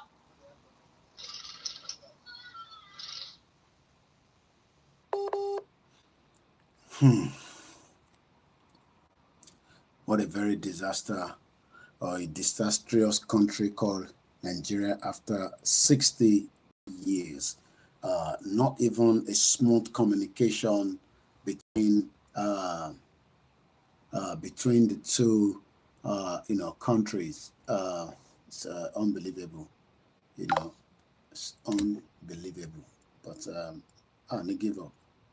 We will not give up. We will not give up. And give up. We won't give up. We will continue the fight and the push. Moki, we are still about 20-something minutes away from the transmission. As we all know, that is a Thursday. There's a lot happening. So let me quickly come back to the British election, where we are right now with the election that is going on today. We will let Bishop be because it seems that we're struggling with his network coming from that end today. So let us just let that be. So where we are, what is happening with the update of the election as it's happening right now. What do we know and what can we tell you regarding the election taking place in the UK today? The Scottish National Party leader Yusuf quit, triggering a search for a successor and also a new first minister. This was some months back. But the election 2024, as it is being reported across the polling station today in the UK, as we all are aware that there's an election going on in the UK. If you're not aware now, you are aware that there's an election taking place today, and many citizens will be making that decision to who should represent them as member of parliament. You can also ask questions, because it's only in Nigeria that you dare not ask your senator any problem within your constituency after you've elected them. Muki Jamo 419, Muki Yawatawa Kalitu Adeni. So where are we right now? What is an exit poll? So we'll talk about so many things right now. So first and foremost, who is the Conservative Party leader? We know is Rishi Sunak. That man that looks like an Asian is 44 years old. 44 years old. You can imagine a 44 years old that that is leading UK. You, as a 44 years old, you are still there struggling. He's well read. He had his education in Winchester College. He also attended Oxford University. He went to Stanford University. He's a family married to a businesswoman, Ashta Muti. They have 2 daughters. He started as a parliamentary constituency in Richmond in Yorkshire. Who is he? Conservative Prime Minister right now. Rishi Sunak is the UK first British Indian Prime Minister. Is the youngest occupant of number 10 in the modern times. Koiki, because you are not expecting people like us. Endro de Obasanjo àtàwọn bàbá àgbàlagbà kó wá máa fẹ́ gba Yorùbá nation. Àbí bẹ́ẹ̀ kọ́. That's why tẹ́ ṣe supported now. Because àwa náà lè push ẹ̀ tó máa wá sí ìmúṣẹ pẹ̀lú àwọn bàbá tó tẹ̀lé wa. Àwọn bàbá Professor Adébánjí, Ìgbòho, Ọ̀túnba Adémọ́lá, Imam àti gbogbo àwọn bẹ́ẹ̀ lọ, Ìyá Jagun, and many people. 44 years old, ẹni tó ń lead wa ní bíbá. Ex-teacher jailed for sex with a schoolboy. Headline. Because rí pé àwa náà a lè gbìyànjú náà pé kí Yorùbá nation kó wá sí ìmúṣẹ. Wọ́n ní in the history of ìlú yìí, Rishi Sunak ni the youngest òmùgọ̀. Ṣé Koiki ló máa pariwo Yorùbá nation tá máa gbọ́ sí lẹ́nu. ó jẹ́ tòsí wa lẹ́yìn kájọ ṣe, because you are expecting àwọn Ọ̀tẹ́dọ́lá, àwọn Dangote, àbí bí a Dangote lẹ́dẹ̀ ń dúró dè. You are waiting for who? Who are you waiting for? Mo bẹ̀rẹ̀ ni o, who are you waiting for to come and promote Yoruba nation? 44 years old ni prime minister wa, jẹ́ fojú ẹ̀wọ̀n ẹ̀, òun lélẹ̀, òun ni mo cross níbẹ̀ tó àwọ̀ òdìbò fún, òun lélẹ̀. Rishi Sunak, 44 years old. How old are you? Kò lè sọ. How old ni ẹ? Sọ age. How old are you? A 44 years old, and is also in the modern times. Ní ilé ayé tá ń gbé nísìn tó ń ṣe ti tẹ́lẹ̀ o. Rishi Sunak, a British Indian Prime Minister, is the youngest. Ó ṣe lè jẹ́ Koiki yẹn ló wá pariwo Yorùbá nation. Òun dúró de àwọn Afẹ́nifẹ́re, àwọn bàbá tó ti wọ́n out. Kọ́nà túbọ̀ lẹ́rẹ̀ẹ́ mi gbogbo wọn. Wọ́n ti wọ́n out bí bọ́tì ṣòkòtò. Ó ti rẹ̀ wọ́n, àwọn náà ti pariwo Nàìjíríà ọ̀dà wọn lóhùn. But this time tẹ́ kí gbogbo ká la Nàìjíríà mọ́lẹ̀, ká fọ́kòkò ọbẹ̀ British, ká fọ́kòkò ọbẹ̀ àwọn politician. Wá sí ìwà ní Yorùbá nation wọn lẹ́ ń sọ̀rọ̀ ẹ̀, fake nation wọn lẹ́ ń sọ̀rọ̀ ẹ̀, online nation o. Ìgbàlódé social media kọ́lá wa. Ṣé nígbà tó ń ṣe independent Nàìjíríà, ṣé social media wà? Kò sí social media náà. Sọ̀tà lẹ́yìn dúró dè, bàbá 50 years old, ó fẹ́ support Yorùbá nation. Ọmọ inú ẹ̀dọ̀ ló ń control nílùú tó wà ní UK ní bíbá. 44 years old, Rishi Sunak, òun ló ń darí gbogbo wa tèmi àti èmi náà jù lọ. Òun ló ń darí wa ní UK. Bọ̀ a máa tẹ̀ka fún kó jáde, ẹ̀ta máa tẹ̀ka fún kó wọlé lélẹ̀ lọ́dọ̀ tèmi o. Tó bá wọn ẹni kò tẹ̀ka sí. 44 years old, 44. How old are you? Fi age sórí comment section kí n rí síta. 44. Kò tí mọ yàtọ̀ A àti B. Ẹni tó jẹ́ 44 obìnrin kò mọ yàtọ̀ A àti B. Because expect pé àwa la máa ti dé. Ẹ rò pé àwọn bàbá kan tó máa ti dàgbà, tó máa ti nírùngbọ̀n, téyín wọn máa ti tán. Ẹ̀rùn ìlọ, àwọn èèyàn ní dìde. Ẹ ń dúró de Ọ̀ṣọ́bà. Àbí? Ẹ ń dúró de Gbẹ́ngà Dani, àwọn criminals. Tálẹ̀ ń dúró de, ẹ yẹ sọ fún mi. Tell me, ẹ̀yin sí mi létí. Tálẹ̀ ń dúró de. Tálẹ̀ ń dúró de kó sọ fún yín pé ọ̀nà ẹ̀ ń dúró de bàbá Adébóyè, ó ń bọ̀. Bàbá Adébóyè ń bọ̀ wá sọ fún yín pé Nàìjíríà máa pín, ó ń bọ̀. Mo mọ éèjì wọn, àwọn yẹn lẹ̀ ń dúró de. Ẹ̀ ń dúró de ìyá àdúrà, ìyá mi dáadáa. Kọ́ wá sọ fún àwọn ò ní sọ. Ẹ̀ ń dúró de Kokun Foundation. Ẹ̀ ń dúró de Oríyọmí Hamzat kó sọ fún yín pé Yorùbá nation ló yẹn ọ̀nà àbáyọ. Wọ́n ò ní sọ. Anybody tó bá ti wà above 50 tó sì sọ fún yín pé Nàìjíríà máa ṣiṣẹ́, ọmọ ẹ sá fúnra àwọn èèyàn bẹ́ẹ̀ yẹn. 44 years old lẹni tó ń control UK lénìí bí alọ́la a lè lé kúrò, but for now lénìí òun ṣe ní number 1 títí di another 48 hours tó bá máa fi dọ́là àmọ́ bóyá òun ló win bí òun kọ́ ló win. So why then are we like ẹni tí kòkòrò ń jẹun lórí ẹ̀? Ẹ̀yin tó bí ní 1960 ẹ sì ń sọ pé Nàìjíríà máa dá. Ẹ̀yin tó bí before 1960 kí ìyá 1950 sì máa sọ pé Ọlọ́run jẹ́ kí Nàìjíríà, Ọlọ́run wo yé máa tanra yín, ẹ ti abuse Ọlọ́run yẹn tó pọ̀ jù. Àti wá criminalize Ọlọ́run. Ọlọ́run máa ṣe Ọlọ́run ò ṣe kankan, ìrọ̀lẹ́ pa. You are all liars. Ẹ̀yin tó bí ní 1940 ẹ ṣe ń pariwo Yorùbá, ẹ ṣe ń pariwo Nàìjíríà. Ẹ̀yin tó bí ní 1940 bàbá Kítóyè mọ 1935 lọ́mọ àbí bàbá yẹn wá ní ẹ̀yin ọmọ mi at 89 ẹ má kí n tàn yín, ọ̀nà àbáyọ kankan sí nínú Nàìjíríà.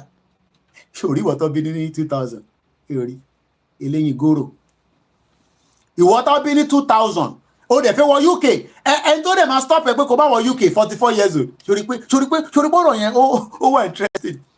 Election là ń bá lọ lẹ́nìí nísìn, ẹni tó jẹ́ 44 years old òun ló máa decide bóyá ó fẹ́ wọ UK àbó ní wọ UK. But èmi tẹ́mi sọ pé at then 44 lèmi náà káàkiri ọjọ́ mu pé ìjìkan náà ni wá. Mo ní ọ̀nà àbáyọ ní Yorùbá nation, ó ní no shut up, but ó fẹ́ wá kàwé ní UK nísìn àbí bẹ́ẹ̀ kọ́, ó apply fún visa, student visa, Ọlọ́run àjẹkọ́ fún ẹ. You can see that we are hypocrite people. Because rí pé ìṣèjọ́ ìbínú lé mo ti sọ̀rọ̀ gbà tí mo sí ní studio táwọn glamour studio bíi BBC. o ṣì ń dúró de BBC àti Sky News kó wá ròyìn Yorùbá Nation fún ẹ kíní kan ayé wọn pẹ̀lú ayé tiẹ̀ kíní kan ayé tiwọn pẹ̀lú ayé tiẹ̀.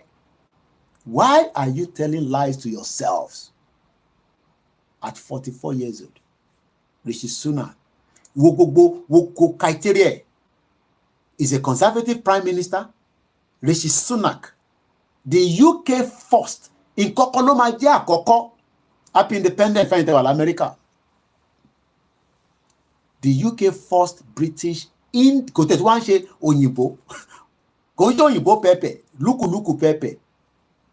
Ondro kí ìmáàmù ọ̀fà sọ fún ẹ pé Nàìjíríà máa pín àwọn bàbá yẹn ò ní sọ. Mind box game, thank you so much. Why are we telling lies? How can Simon Ekpa be the government in exile prime minister? Wèrè Simon Ekpa àti Rishi Sunak age mates ni wọ́n they are same age mates. Torí kó make sense. Ẹ jẹ́ ká lọ wo age Simon Ekpa. Ẹ jẹ́ ká lọ wo age Simon Ekpa. Simon ẹ jẹ́ ká lọ wá age Simon Ekpa jáde. Ekpa òun náà popular Finnish politician lòun náà finished. Simon Ekpa was born on the 21st of March 1985. Happy independent from North Carolina. Happy independent to those in America. I love you. Abi, how can Simon Ekpa be doing all what he's doing? Nigerian government must kidnap him. Yes, it's like Nigerian government kidnap Rishi Sunak. We are hypocrite people. Hypocrisy is my power. So to you now, Simon Ekpa doesn't have the right, but Rishi Sunak has the right to dictate as Nigeria must exist. You can see that. Yes, Simon Ekpa is 39 years old. So what are you talking about? But because push it, talent, who are you waiting for? Talent oh, Ndrode mommy ó ti sọ fún mommy pé Nigeria máa dá, ó ti parọ́ fún mommy, so definitely mom say ó ti wà ní dementia stage, wọ́n lè understand kankan mọ́, so ìwọ ló máa ṣàlàyé fún mom say pé ọ̀rọ̀ Nigeria yóò lè dá mọ́, àdúrà ní ká gbà kílẹ̀ Yorùbá tètè dúró, ká tètè rí tiwa ṣe nú ẹ o. 39 years old Simon Ekpa, but to us now Simon Ekpa is like a troublesome person for Nigeria. But this one is not troublesome for us, Abi. Mobe, I'm asking me. You want to get 44 years old. Yesterday, I told you about Bayo Dosumu, 46 years old, earning 189,000 pounds. Pounds, sterling. Pounds. Almost 300 and something million naira on a yearly basis. 46 years old. Chief Executive of Lambeth Council. Eloni Lambeth is going to pawole. Eloni Lambeth is pawole. So Kini, our mom is still praying for the nation of Nigeria. I have been praying since when I was 3 years old. You don't know anybody. Don't let anybody fool you.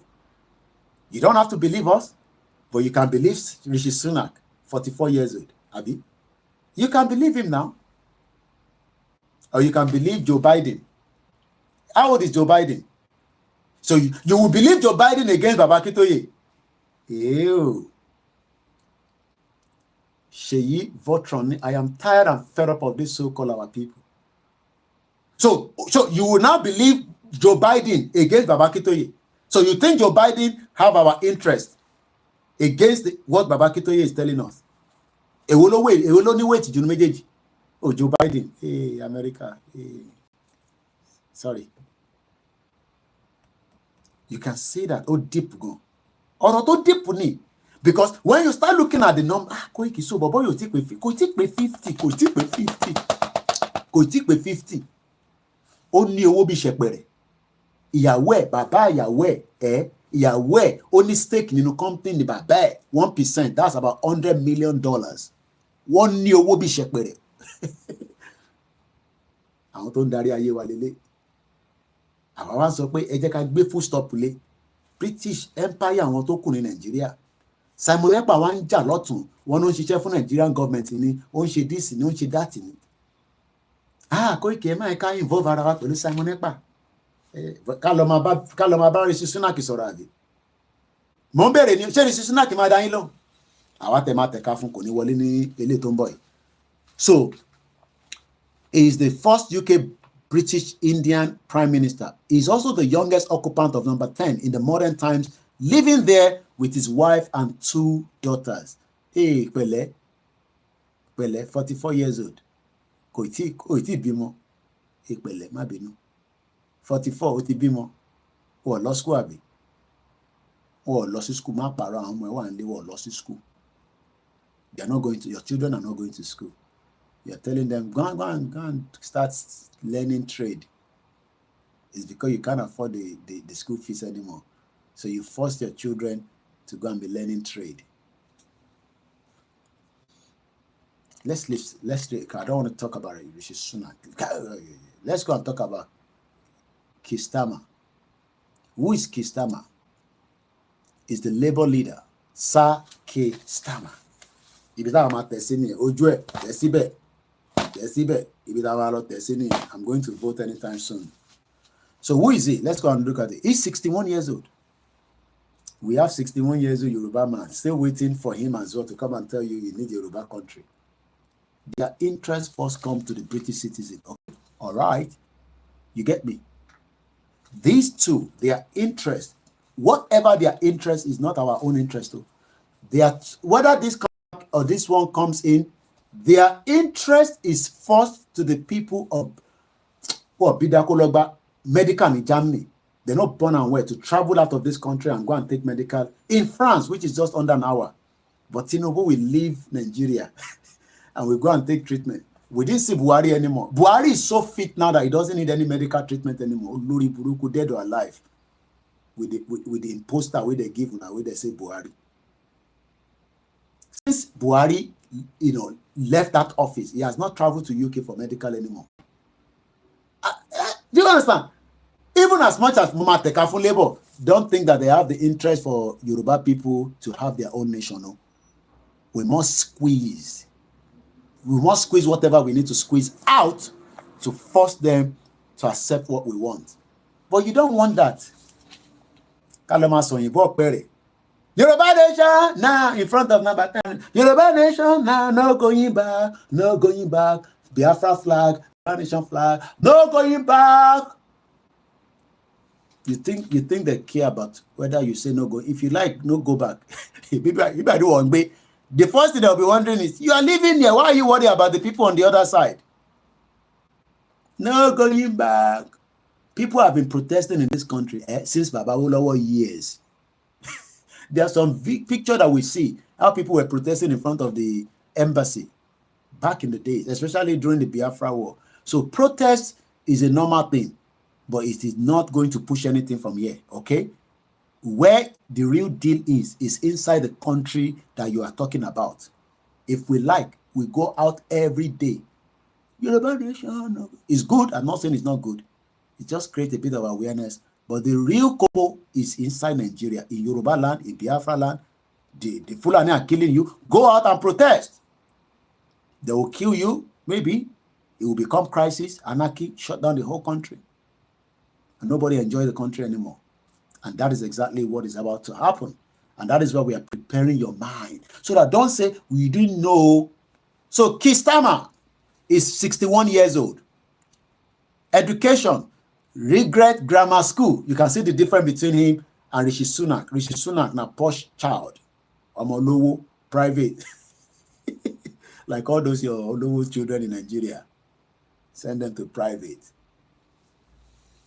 He went to University of Leeds. He also attended University of Oxford.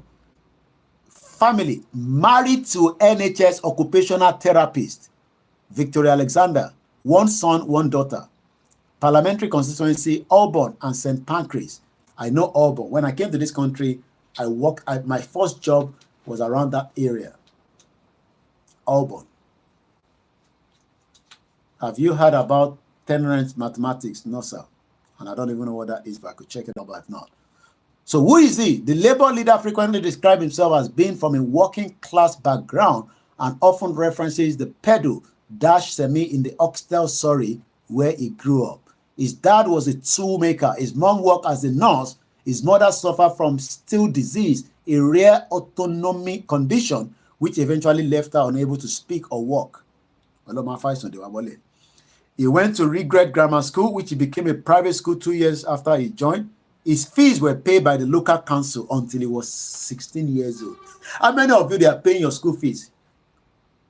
Local government in Nigeria, are they paying your school fees? Which of the local government is paying school fees in Nigeria today? Bastard country that doesn't have respect for human being. Animal kingdom. Koiki, stop calling Nigerian zoo. Is it because you're in UK? You are Mayogu. You are disturbing the peace of Nigeria. They tell you say Nigeria get peace. Nigeria has never had peace. Thank you so much, Mindbox Games. No, Koiki, for where? Even if they give them the school fees to pay for you, they will spend the money. Criminal countries, corruption everywhere. And we are here asking for our rights. So what is happening in the election? Let's see what more we can tell you. Who are the Green Party? There's Green Party. Niger Farage. Niger Farage call. SNP leader, that one is pushing for the Scottish independence. Okay? The SNP leader, John Sweeney, 60 years old, education, Forest High School, and also University of Edinburgh. Family, married to a BBC Scotland journalist, Elizabeth Kugley. The couple have one son, Mr. Sweeney, also has a son and daughter from a previous marriage. Parliamentary constituency, member of Scottish Parliament for the Petrish North in the Scottish Parliament. Who is he? He's the Scottish First Minister and the SNP leader. Also saying that their own forward manifesto is to the English or the Westminster rather, that we the Scottish people wants to be free from the Union. Imagine Scottish people want to be free, but Yoruba people doesn't want to be free. They love their tyranny and oppressor that are sucking you dry and raping you every day, stripping you all naked. And when you're feral, you love those kind of people. This program will come to an end because we are literally just about 3 hours, and I'm not going to push over that because I got to go and prepare and vote. So as I leave you, the one I'll just say is that if you're waiting for INEC to give you a better election in 2027, or you're lower, Mr. Lawale Oladejo, Yoruba yẹn pọ̀ díẹ̀. Òtítọ́ korò fún ọmọ Yorùbá, kàkà kí a lo ọpọlọ tí Ọlọ́run fún wa láti gba òmìnira orílẹ̀-èdè Yorùbá, ọ̀tẹ̀ ọ̀pọ̀lọpọ̀ wa lọ́rùn, kò tẹ́ ọ̀pọ̀lọpọ̀ wa lọ́rùn láti máa tanra wa wọn pẹ̀lú Nàìjíríà. Àwọn èèyàn tanra wọn ní Nàìjíríà. Ẹgbẹ́ òkúrò Nàìjíríà a máa sọ òyìnbó ọ̀pẹ rẹ̀, English, Queen English. Nigeria will be a better place. You know what? Weary. I live here for 24 years. Nigeria will never be a better place. Stop deceiving yourself. Okay? And those I told you, I want to abroad, Nigeria will be a better place. Tell them to relocate with their family back to Nigeria. They will tell you they are still thinking about it. Mokia Kenzi, Abiola Fakponda. Moki Buboile Konsi. As I'm about to end the program, remember that Yoruba Nation is still a movement. Yes, it hasn't happened yet as a country, but we pray and we're working towards to make sure it happens. And there's so many ways it will happen, but the first thing is to educate many of you that are still no problem. Àwọn tó ti gbọ́ àdúpẹ́ fún yín. Ṣé àwọn tó ti gbọ́ yẹn a máa ṣiṣẹ́ lé wọn lórí because kòkòrò rìn lórí wọn, kòkòrò ó wà lórí yín. We will remove it so that you can understand that you need to be free and get your freedom. Please, can you help me? I want to come to abroad, sir. I don't know how to get to abroad. I'm so sorry, sir. I am not a visa agent, so I don't know how to come to abroad. Abroad 24 years ago. So on that note, thank you so much. If you're new to the platform, follow, subscribe. You will enjoy as much of many of our videos that we put out on a daily basis. Thank you so much, Mindbox. Koiki, I know some people living in Nigeria and their kids can't speak Yoruba at all. Well, that is part of the danger that they've done to us. We all want to speak in English. It is all affecting every one of us, including some of my children. None of them can speak good Yoruba, but we are trying. But the most important thing is when we have a Yoruba country, nobody would dare tell you that English is Yoruba is a vernacular. Not any school, not university. We will be teaching our children in Yoruba, in mathematics, in physics, biology, in everything. English will be our second language. Yoruba will be our first main language. You don't love that, Abi? Continue to love your oppressor. Thank you so much, everyone. And on that note, shout out to you, our Biafrans, the Ambazonia, the Scottish, the Wales. Adekunle plenty. You know, the Koikimedia. Love you all so much. Like I said, don't let anybody say, one thing in you is your politicians that are pushing you. They are bomb bastard, they are criminals. And on that note, Sheyi Votron, thank you so much. Silent listeners, we love you. Akin Games, thank you so much. And Agumala Biodun, as many of you, the Mixella is also coming off in the next 1 minute. So I might as well just read the anthem and close the broadcast altogether. Isha Eshegon Egbomi Triple DRS. Hello, voto. If you want to vote for those that are saying they have Yoruba political party, you can do so. That is entirely up to you. What is this? What is Yoruba? Yoruba are people from the southwest part of Nigeria that the British merged together in 1914, fraudulent amalgamation. They want to have their own free independent country away from what is called Nigeria. We are 35 million people. We are not encroaching any land. We can be a country of our own. We've always been for the country until the slave trade for thousands of years, until the 1914 amalgamation. So if you need to know more about the Yoruba people, visit my website, www.koikimedia.com, or you could type in Yoruba on Google and you will find out so much. And that is for you, Benny on Inge. There is a language, and we are not one in Nigeria. You must have heard about Nigeria before. It was a first union, and we're going to break that union anytime soon. And on that note, thank you so much. Ishewa funlewa, forile yibiwa, kagbega, kagbega, kagbega faleri. Ìgbàgbọ́ wa ni pé batiberu la bomo, kashishe, kashishe, kashishe kajola. Ìṣọ̀kan àtòmìnira ní kẹjẹ́ ká máa lépa. Tẹ̀síwájú fọ̀pọ̀ ire àtòhun tó dára. Ọmọ Oòduà dìde bọ́ sípò ẹ̀tọ́ rẹ̀. Ìwọ ni ìmọ́lẹ̀ ògo adúláwọ̀. Yoruba nation, no going back. Thank you so much. Enjoy the rest of the day. Bye for now. Au revoir.